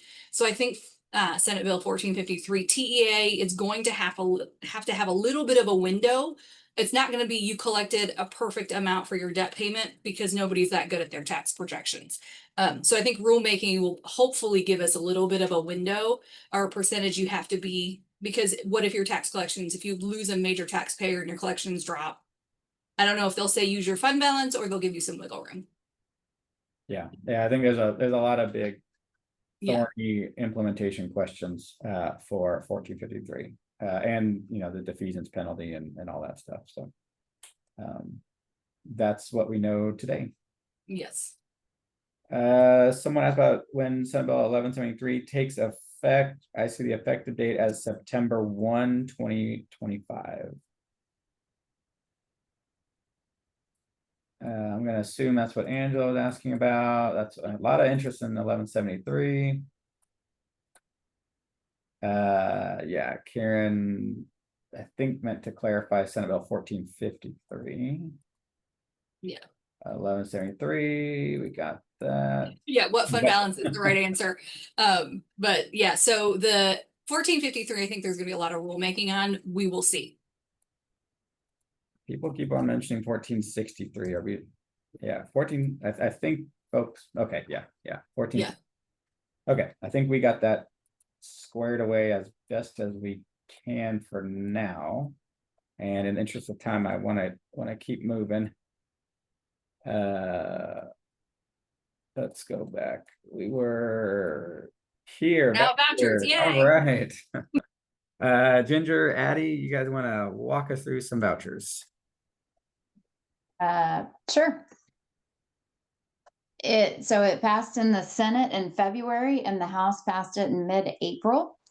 The Senate ended up concurring with all of House changes and it was sent directly to Governor Abbott's desk and he did sign the bill on May 3rd. So that side is a little bit outdated, but that happened. Y'all probably are aware. The meat of the bill is that it creates an education savings account program that allows families to access $10,000 in state funding. Students with disabilities will access the amount that they would generate under the foundation school program up to $30,000, and homeschooled students will receive $2,000. Public school districts, this is interesting, can be providers under the bill, and Josh, you may need to explain this a little in more detail than I'm able to, but my understanding is the student must not generate foundation school program funding, ADA, in order to be eligible. So we're thinking this is pre-K tuition. Is that still correct? Basically, yeah, for those ineligible students. And so that's kind of my curiosity about the bill, but I think the intention of that language was to serve, if you have a voucher student that needs speech services or something specific, they want to come take one robotics class, or I'm not, I think those are the kinds of use cases they had in mind, and not this not ineligible pre-K. And I don't know how many folks will even want to pursue this because they do have to be accepted into the voucher program. And so I don't know how many districts want to go out there encouraging their families to get involved with that program, but I just found that I thought that was kind of an interesting possibility under the bill.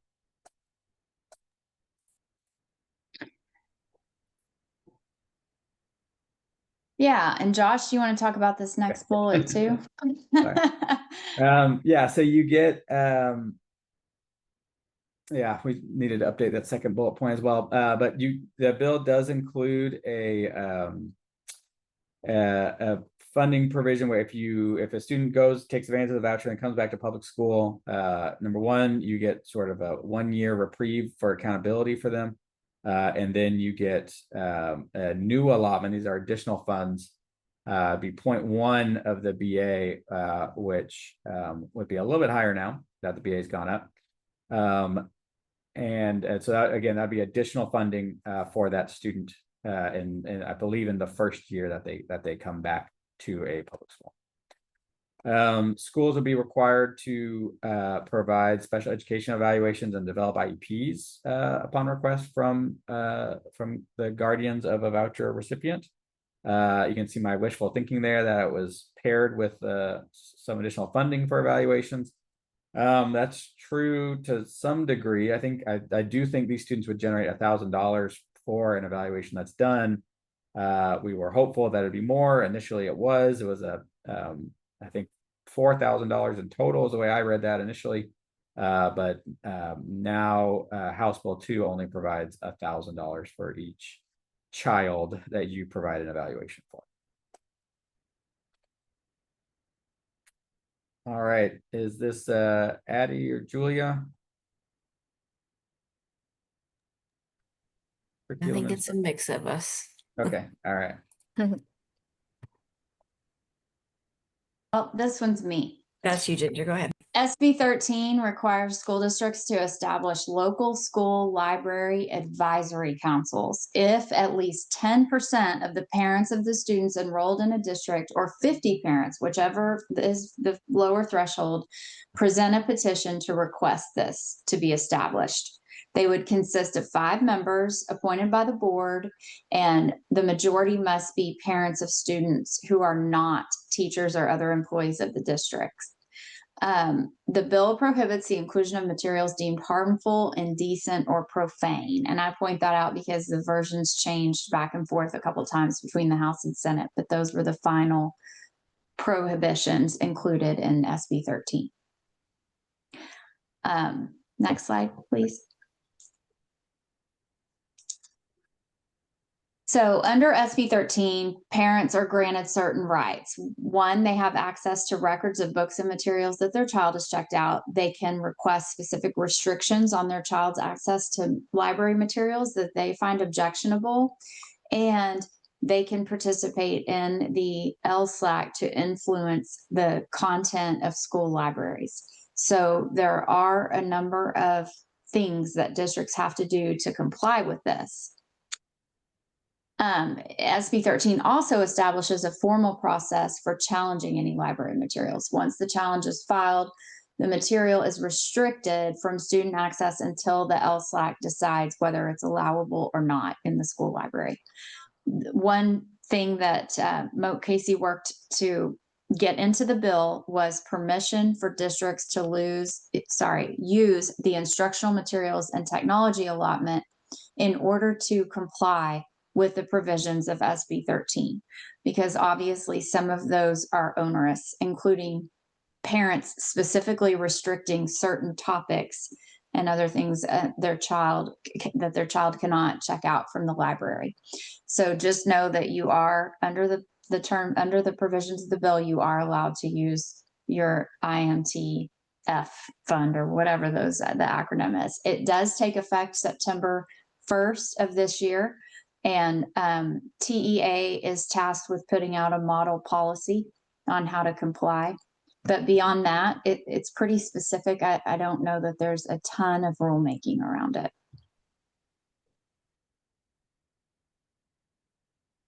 And then Julia, yeah. Yeah, so SB 25, a very large bill. So this is not all of SB 25, but we wanted to point out that there are additional requirements.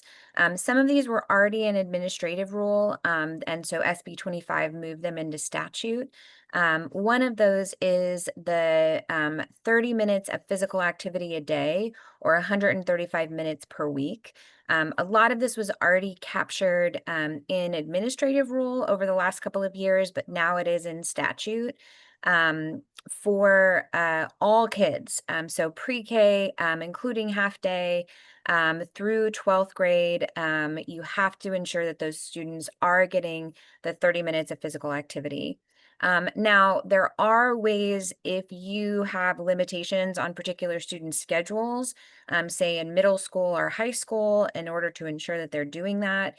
It does allow the commissioner to give guidance on waivers for students who are involved in after-school programs or are provided with physical education in some other way. An example of that many of our districts pointed out during the process, because we were asking, how does this impact you all, or what is the impact on implementing this particular provision of the bill?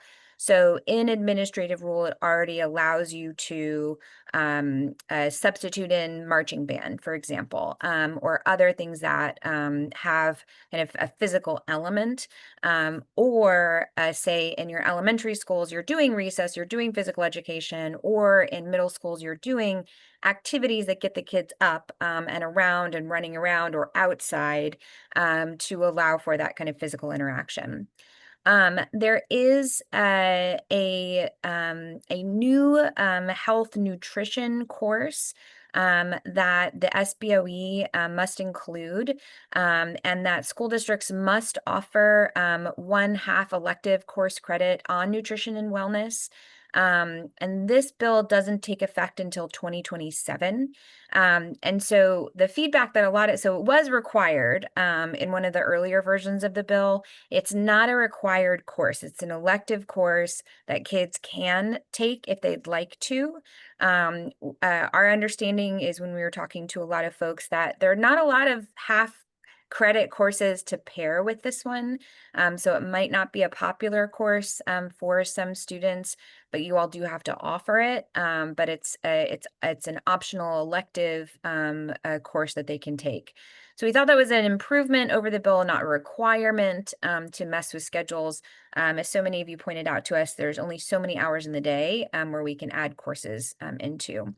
There are other provisions of this bill. It's actually kind of a controversial bill that puts labels on food, and part of that label said not recommended for consumption. And so I think it'll be interesting to see the implementation of this bill over time, but it is have some national attention on it, and so we'll probably see it go all the way through, but it'll be interesting to see the other provisions of the bill implemented as well. Next slide. So applied sciences, I believe this is also mine, the House Bill 20, very large bill. It has now, basically it gives you all and the institutions of higher education or community colleges that are doing applied sciences programs more flexibility to substitute particular courses or allow for release time. For many of school districts that we know are doing partnerships on like cybersecurity, you want your students to be able to go to that higher education institution. Now, what this pathway does is it allows you to count when those students are attending those courses at the higher education institution to your ADA. It also allows particular courses at that higher education institution to count towards particular courses in a credit for a high school diploma. So it's going to open up, in terms of that partnership language, what your students can do in terms of qualifying for both a certification, but also for a high school diploma. There are 20 specific areas that are listed in the bill. I wanted to list them on the PowerPoint and ran out of room, so I would highly recommend going through that list. But to give you some examples, it's plumbing, HVAC, electric or energy, but it's also cybersecurity. There are some elements of, I believe, like networking, other items. It started out as a list of, I think, like 10, and then it expanded as the bill grew. Now, the bill does take effect this next school year, but I believe that effect is the allowance for you all to create those partnerships.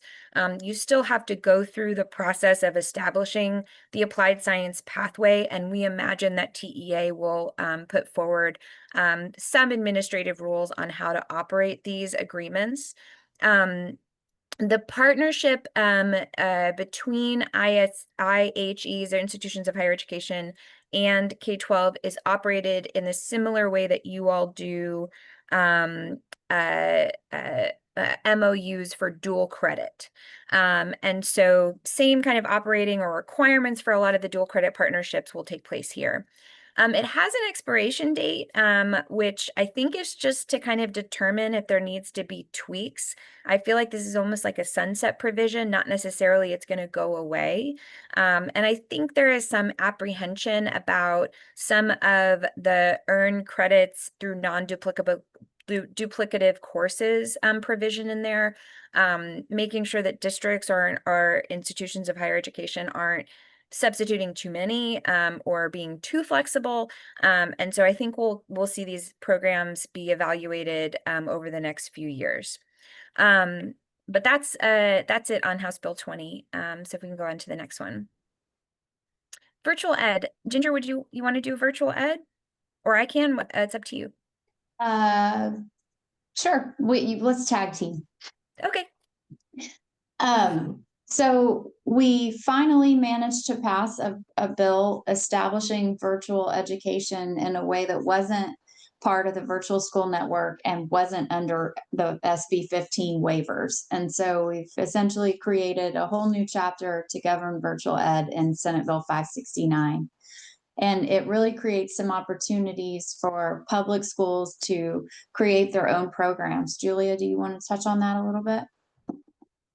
Yeah, so the example that we gave quite often is there are districts that have kids that want to participate in like advanced language, for example, but maybe they don't have an advanced language teacher at that particular district. Now there's an opportunity through this program and through some MOUs, either between the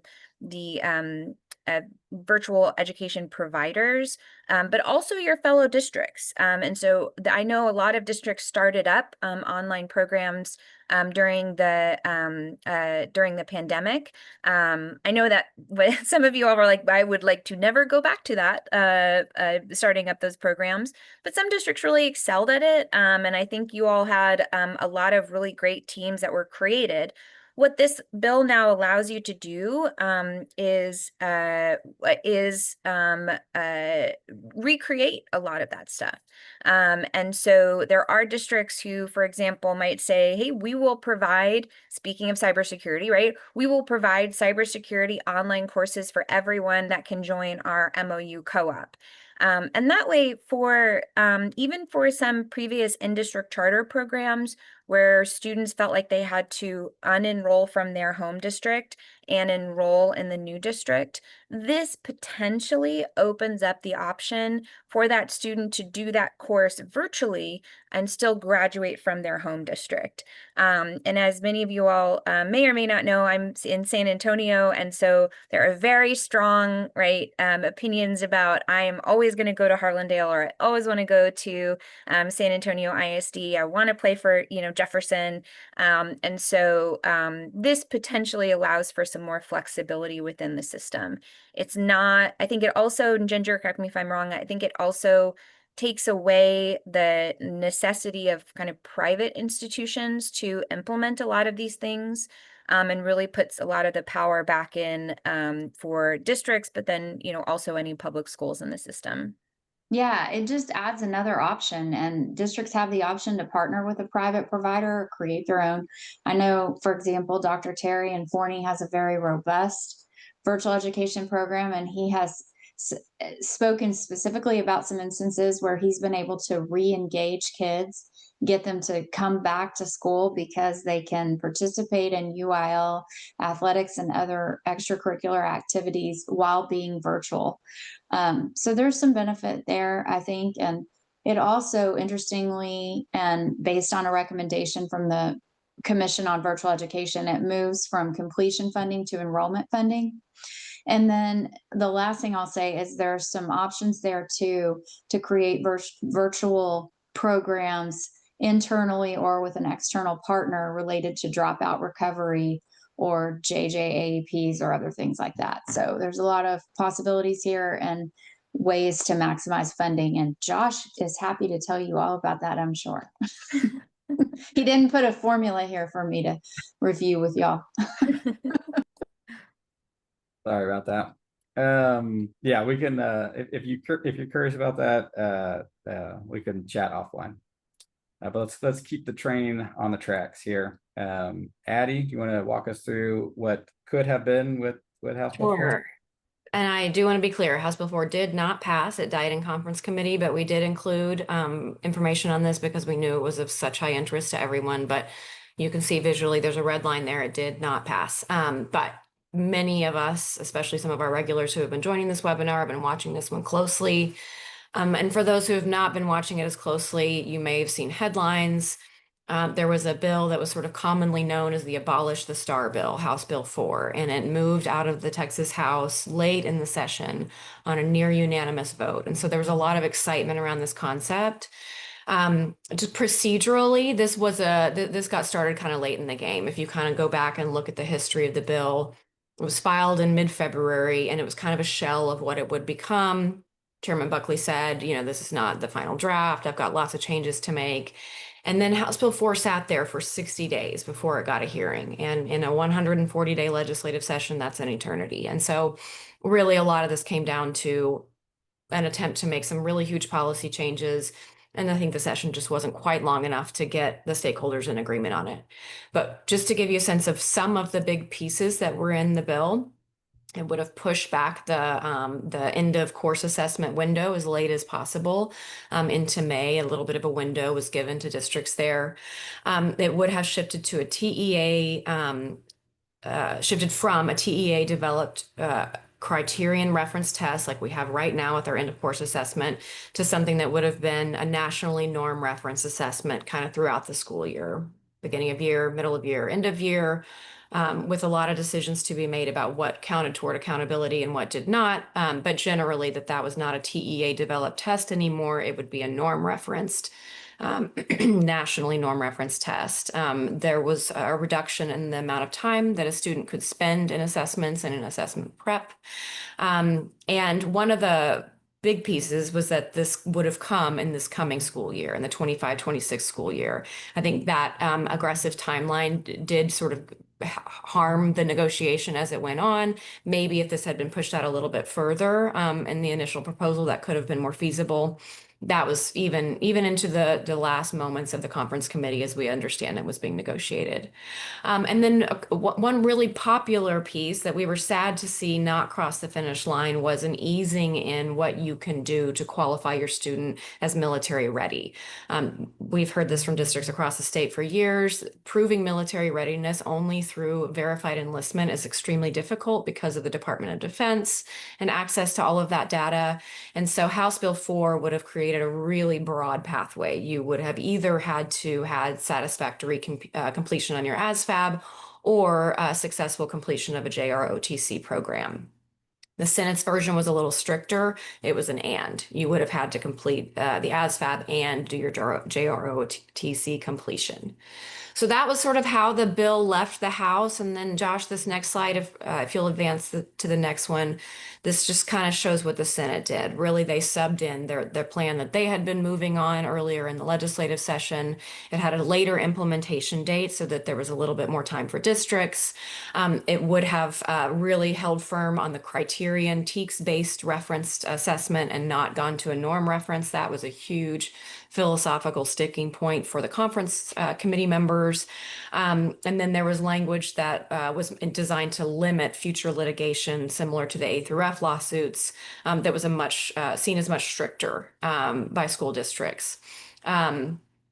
The Senate did soften that language a bit along the way, but it still came off the Senate floor pretty strict, pretty chilling in terms of a district's ability to sue the state of Texas, not just over the accountability rating system, but over any policy really. And so that was a significant issue as well in the conference committee debate. There were some points in common here that we're really hopeful that cooler heads will prevail next session and that some of this stuff can actually make it across the finish line. a 5-year review of rigor by TEA was something that was really popular because it creates trust in the system and it's predictable. You know that every 5 years there's going to be that review. And then there's a sort of a roll in implementation.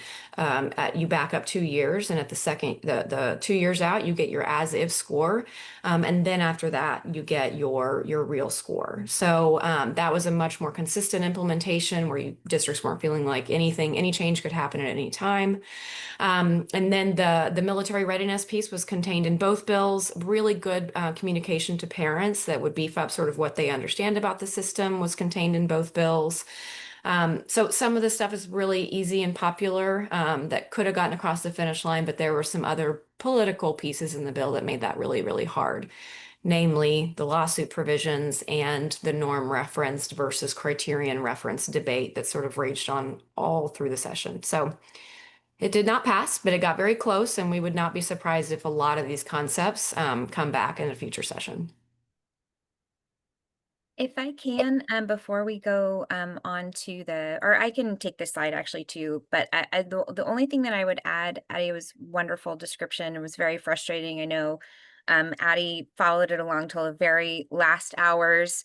And I think we got a decision that it was finally dead at like 11:30 or midnight. And even like the night before, where conference committee reports were due.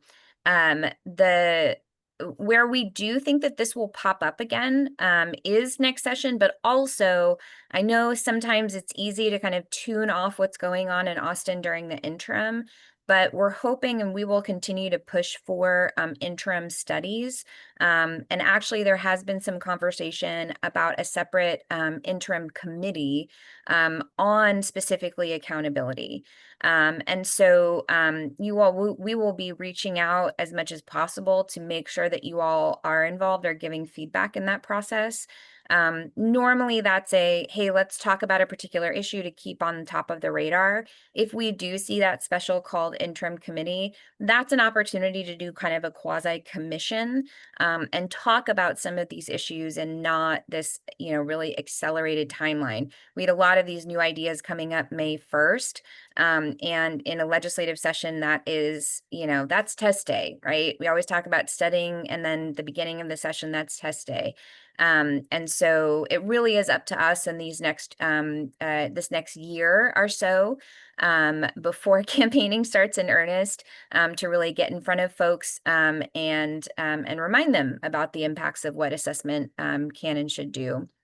So I'll go into the curriculum slides. There are a couple of new things that were added to curriculum. And some of them are infusions into curriculum, and some of them are expansions of curriculum that already exist. One of them is a new requirement for the social studies curriculum to have an in-depth understanding of communist regimes. And ideologies in grades 4 through 12. This is, of course, it does cite to be age appropriate. It also talks about the autocracies that have taken place over different regimes throughout years, and it calls out particular examples of that. And so the SBOE or curriculum providers will need to highlight that. It also asks for direct comparison to the patriotism and the United States and other elements of individuality and things that the bill says that we celebrate here in the United States.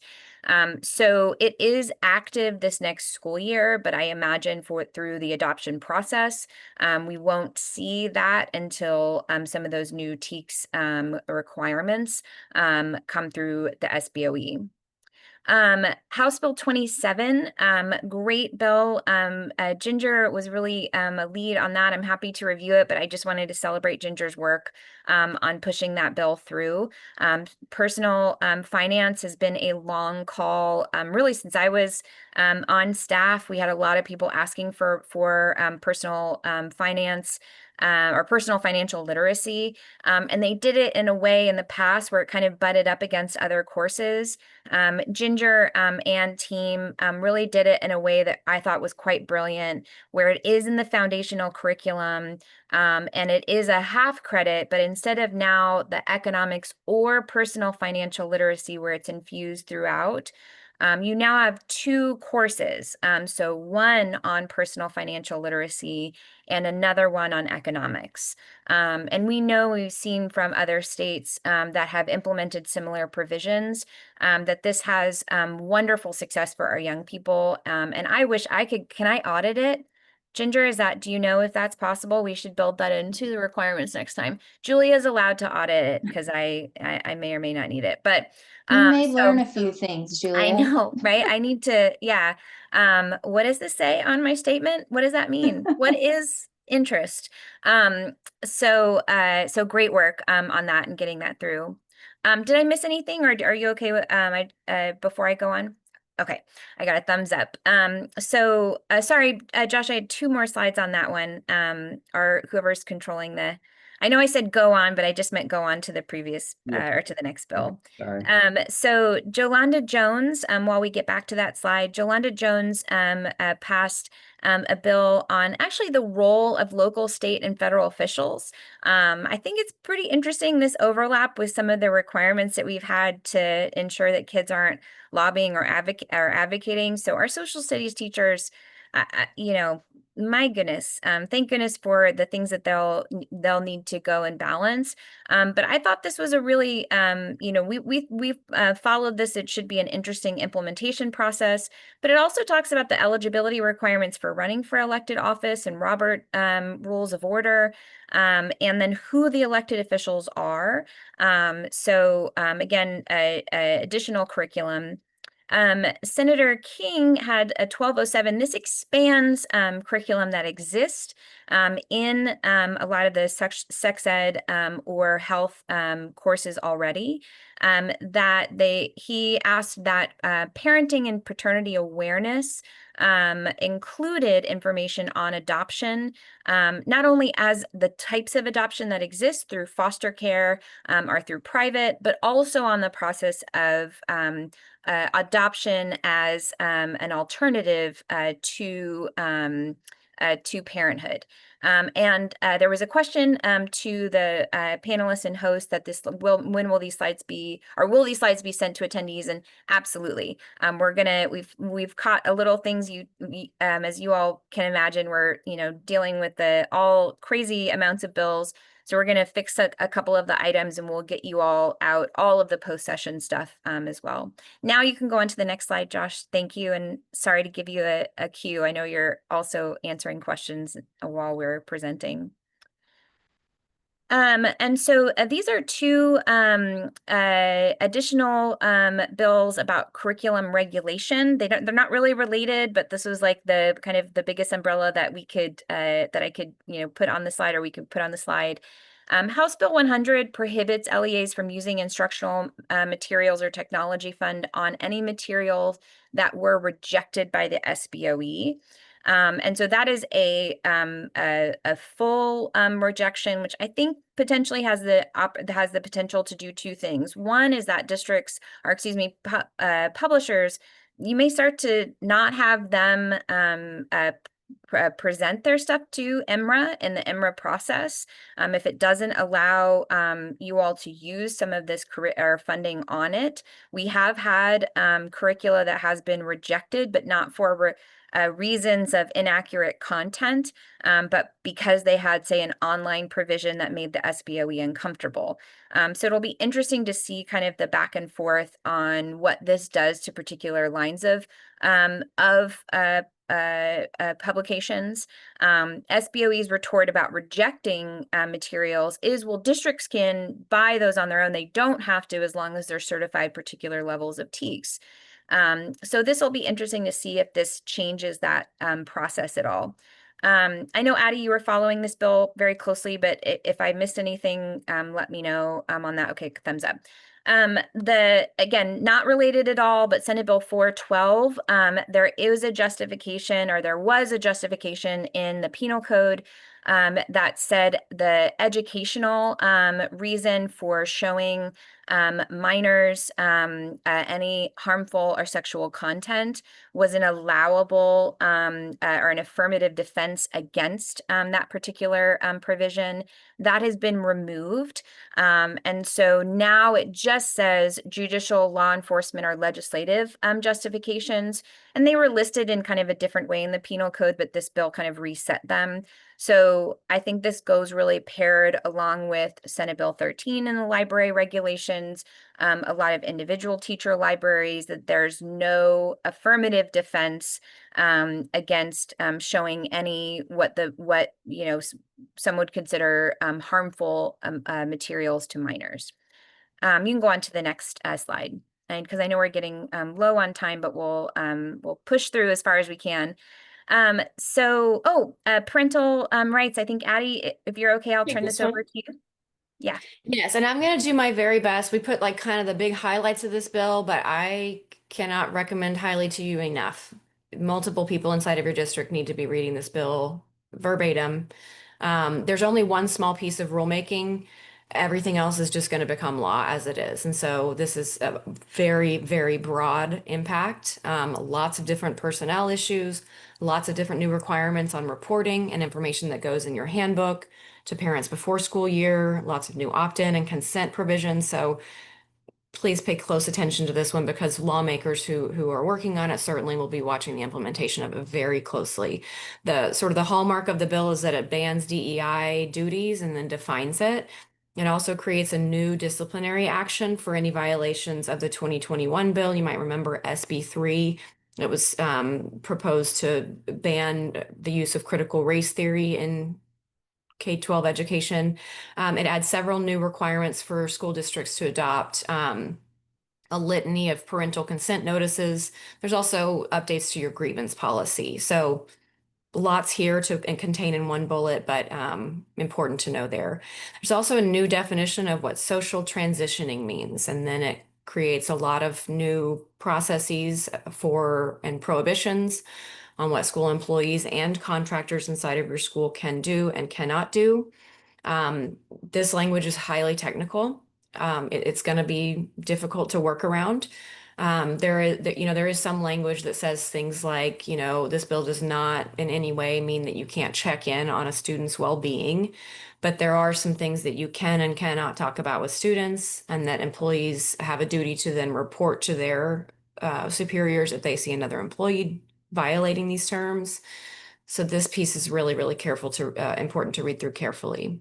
And then on this next slide, there's some more definitions that have to do with psychological or psychiatric treatment. I think this is really getting at philosophically the idea that sometimes in school districts, some parents feel like there is like mental health counseling going on that's beyond maybe what they had consented to or understood. And so there's some definitions and limitations on when those things can happen. And then a piece of the bill that is not totally related to the rest of it, but is a piece of legislation that has been attempted to be passed many, many sessions in a row, and that finally did pass as an amendment to this bill. And this is a new facility usage report. This is a long-standing effort of lots of different stakeholders, particularly in the Lieutenant Governor's been fighting for this for a long, long time. This is the only piece of SB 12 that requires rulemaking. So it's going to be important to watch how the commissioner rolls this out, what school districts are required to report, but essentially a statewide audit of all property leased or owned, whether it's instructionally used or not, of all districts in the state of Texas. So that bullet right there contains worlds of information inside the actual bill. So please do read through that really carefully with your ops team and with your finance team and your legal counsel. Okay, some more curriculum related items, 3 around religion. Senate Bill 10 was the 10 Commandments bill. If you all had seen some of the back and forth between Tallarico and Rep Noble. Rep Noble is the person who carried it last session. She sponsored the bill as it came over. There are very specific requirements about the display of the 10 Commandments. Districts are not required to do it. So you do not have to go out and purchase posters in order to fulfill this particular bill. However, if a group donates them, you must accept the donation. Now, there is requirements of it being legible, and then it has a specific translation that is required to be used. It also is, I believe, requires it to be in English. There was some debate about that, whether it could be in a particular language. But it does have the size. It doesn't say anything about font or color of the font, just as an aside. Senator Middleton passed a bill that requires school boards to vote on whether you all will allow a designated period of prayer or reading of religious texts. And I believe there are some time-bound requirements for this one. So it's not forcing you into having a prayer time, but it does say you have to vote on whether you all will do it. It's a very similar to the bill that he had around chaplains being used for counseling services. So something to, again, talk to your boards about. There was a case, the last one, Senate Bill 695, there was a case about, I believe, a coach praying in front of his players that I think he was then later reprimanded for. And so this was a response to say that teachers or school employees can engage in religious speech or prayer during school hours. There is some language, I believe, in there about not saying anything too active to students, but it allows them, it would say for that coach's exam, it will allow him to say pray before the game and not potentially get reprimanded or in trouble.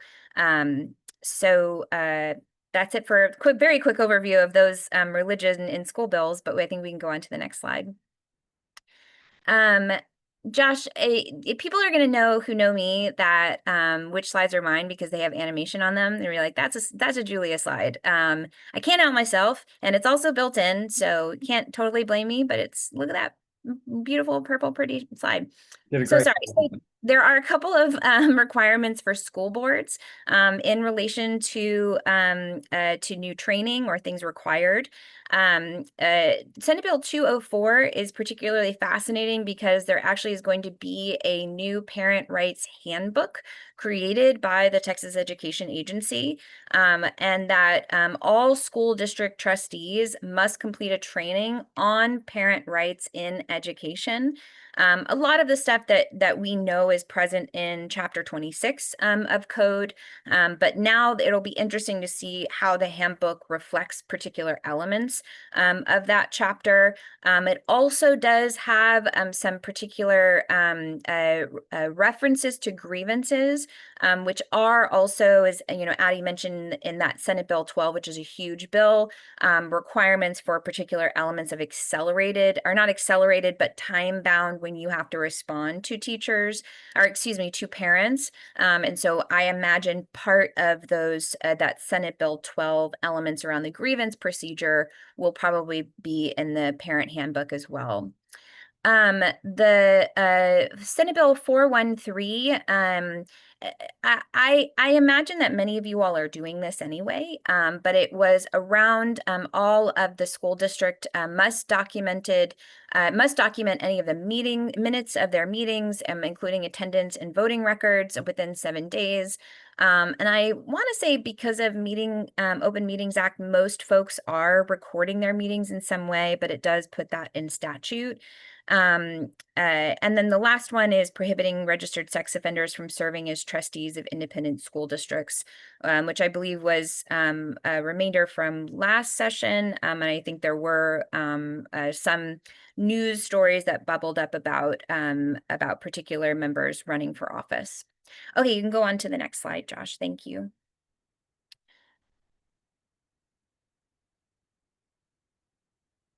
So the couple of updates around speaking of public information, and then Josh, I know we're getting at the top of the hour, so you just tell me when you want me to stop, and then again, folks, we're going to be throughout your conventions.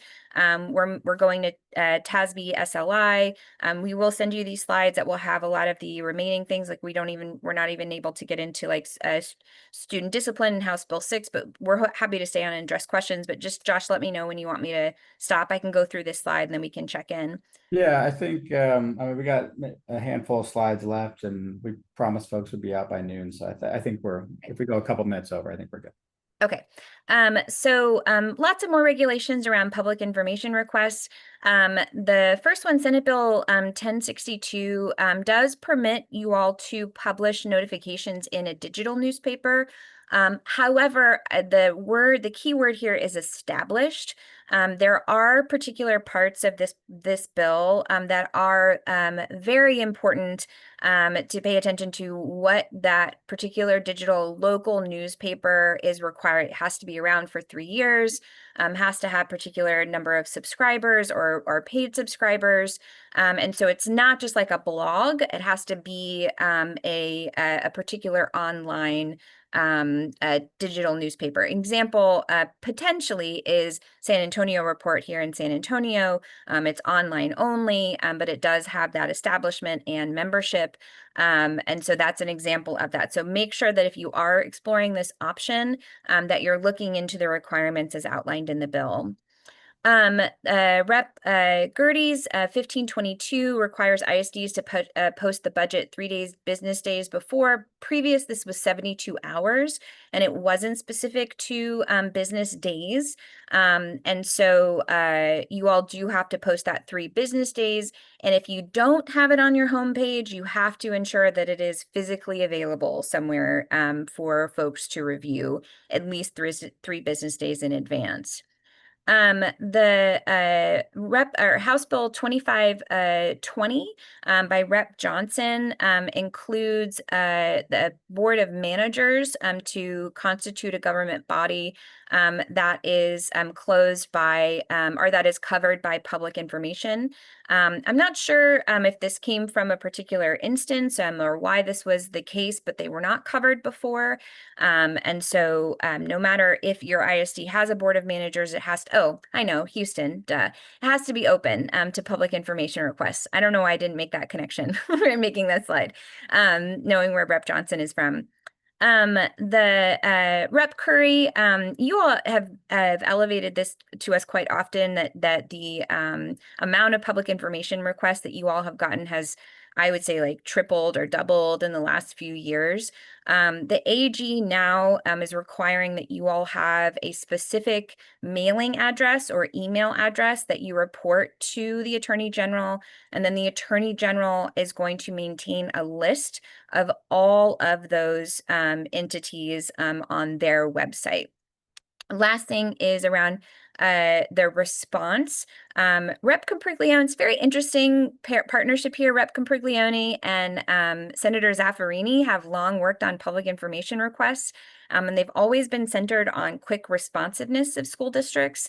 And so this mandates that if there's nothing to share with the requester, that you all still have to respond to them in 10 business days. So if they say any emails that have the word, I don't know, bubbles in them and you're like, I don't have any emails with bubbles, you still have to send a response and say, I don't have any emails with bubbles. I don't know why I came up with that. It's probably because I have a 2-year-old. The other thing is, if you have information that cannot be shared, or that you believe that the Attorney General needs to make a ruling on whether it can be shared or not, you also still have to resend that within 10 business days as well. That's it for that particular slide. We can go on. This one has popped up. These particular ones have popped up a lot of questions on my end. I don't know if the team wants to pop in on this. Is really the outer ones, House Bill 210 and then House Bill 3372. Really 3372 has popped up a lot of questions. And originally this bill was written where it prohibited any school district administrator, somebody, and it's defined as somebody who is not caring for kids in a class. And so anybody who is like, we have a lot of fine arts administrators, I know, who are kind of concerned about this because they're doing services as well as being a fine arts director. But it prohibits that administrator from receiving financial benefits for entities that work with districts or education service centers, including the district that they work for. However, in the last version of the bill, there is a clause that allows for administrators to receive those financial benefits if there is a clear statement written and voted on by the school board. And so I think TASB may be working on some language around this and what you all have to adopt in order for that to be cleared. But it is in the approval, it does have to say that there's not a conflict of interest. And so we do think that if there are superintendents, which my understanding is that superintendents or administrators, it's less that you're doing district business with your own district and that you're potentially doing services for other districts. So I don't think that conflict of interest will go away, but may still be approved to potentially provide services if you are doing that outside of your work hours. The House Bill 210 by Rep. Guillen, so I'm jumping back over to the blue square, is that a vendor cannot bid or receive contracts from an ISD if there is a trustee that has substantial interest in that organization, or is related by second degree of I can never say that word, is a relative, but is a close relative. Say that word, I can't say it. Consanguinity, is that right? That's close enough for me. I Thank don't, you. I don't think I could do better. I know it's there. I know I'm not like saying it 100% right, but that's like a sister, brother, mom, dad, wife, wife, a husband. And so it is also given examples, I believe, in the bill as well. So the middle one's kind of unrelated, but it also is just, hey, this is allowing. I thought it was saying that they couldn't serve, but this explicitly allows teachers to serve on the appraisal review board for a county appraisal district. Okay, next slide. There are a couple of new excused absences, and there actually is a third, and we have it documented in a separate area, and you'll see it in our post-second pass, which I'll talk about in just a second. But Senator Paxton and I believe Donna Howard, Rep. Howard worked on this bill to allow school districts to give excused absences for appointments with mental health professionals, or also more serious stays that may happen. And so that, I believe, also was a bill from last session that made it all the way through. Senator King allows for excused absences for public schools for students attending release time courses, which is defined as courses with religious instruction. I do believe that there is some rulemaking authority or who qualifies in this, but I can't remember, Addie or Ginger, was this one of yours? But it's an interesting bill. I think we need to wait on some administrative rule for implementation. No, it was not mine. It's an interesting bill when I was reading through it to remind myself of, oh, okay, but because I couldn't, release time courses sounded interesting, but it's release time courses for religious instruction. Okay, next slide. Districts already were doing this, and it's just a proactive encouragement and requirement now that all districts do this. Okay, thank you, Addie. I appreciate that. It was a very interesting, it's a very unique bill.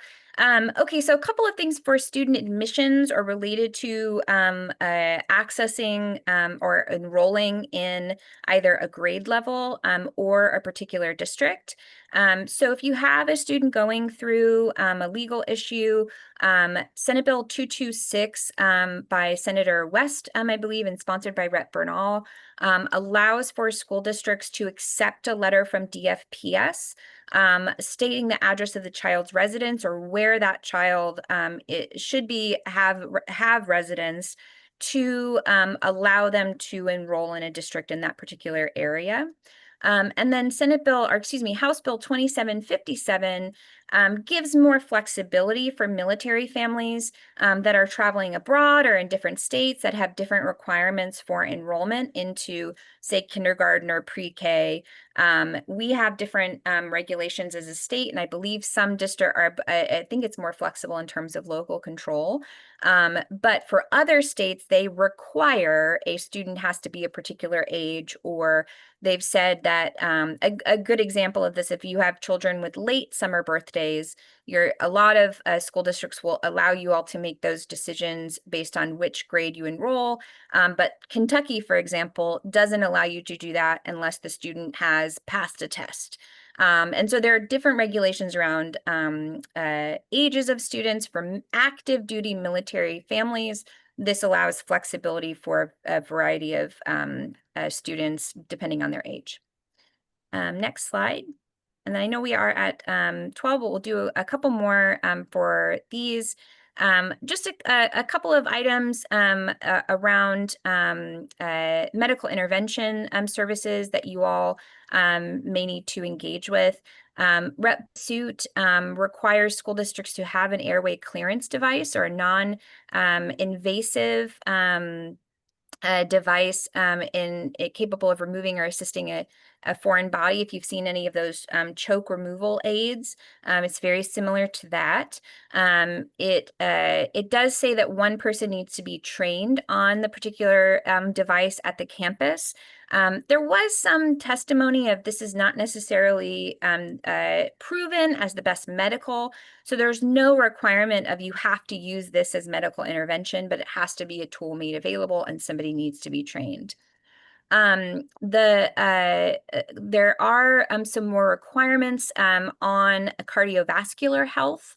And so in Senator Alvarado's bill and Senate Bill 865, she's anybody who is working with student athletes to be trained on cardiovascular health or issues around cardiovascular needs, and then also develop a plan for emergency cardiovascular care. Who is in charge? Who makes the call? Who does reporting? You all may have done that already, but that's something that now must happen as a part of Senate Bill 865.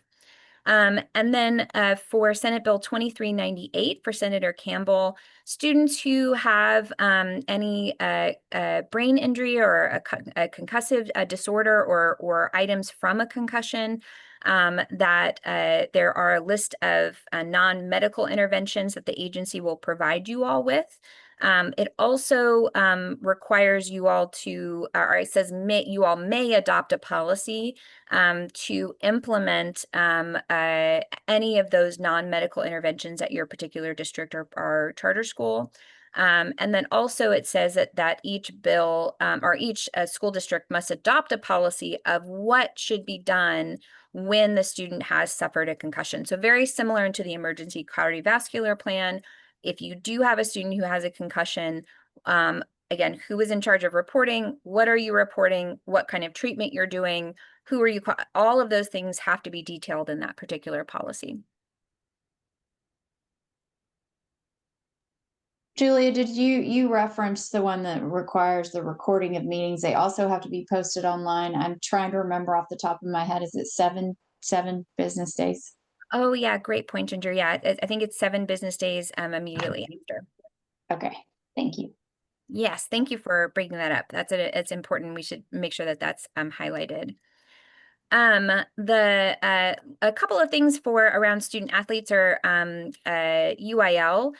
So Senate Bill 401, this is a one that I think you all need to pay particularly close attention to.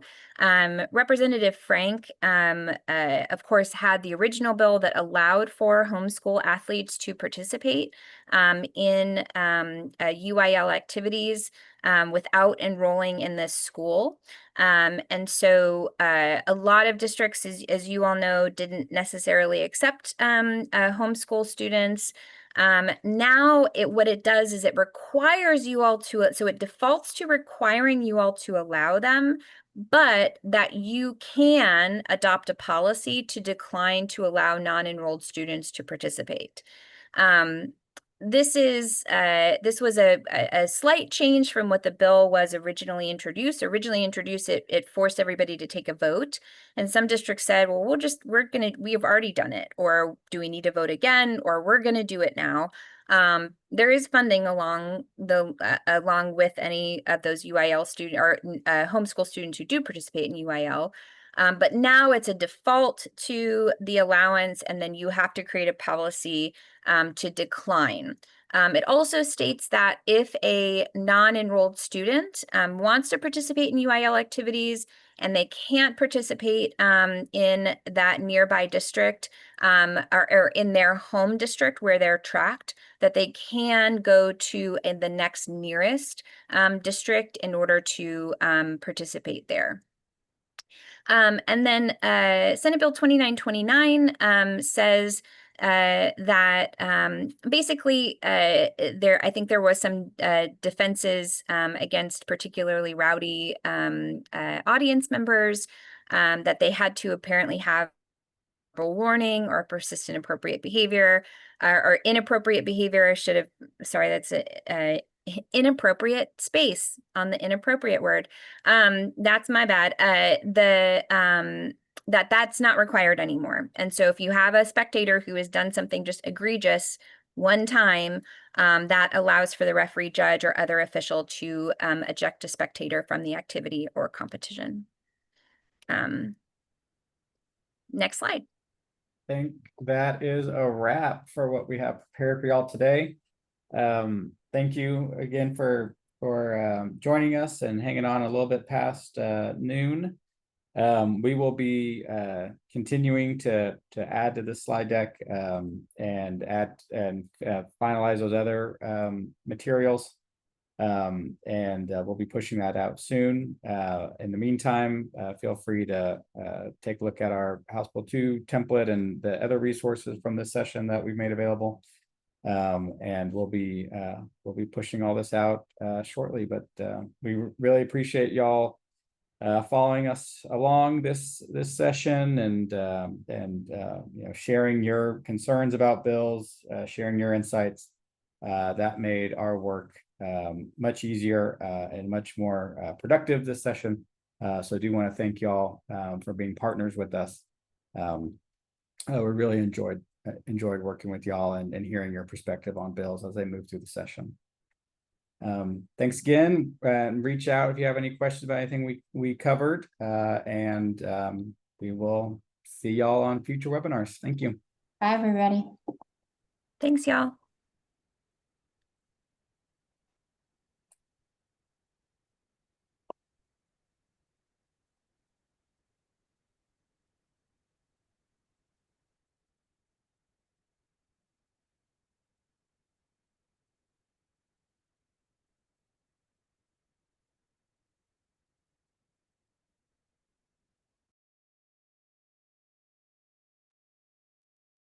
Do you want me to stay on in case people have questions, Josh? You're muted.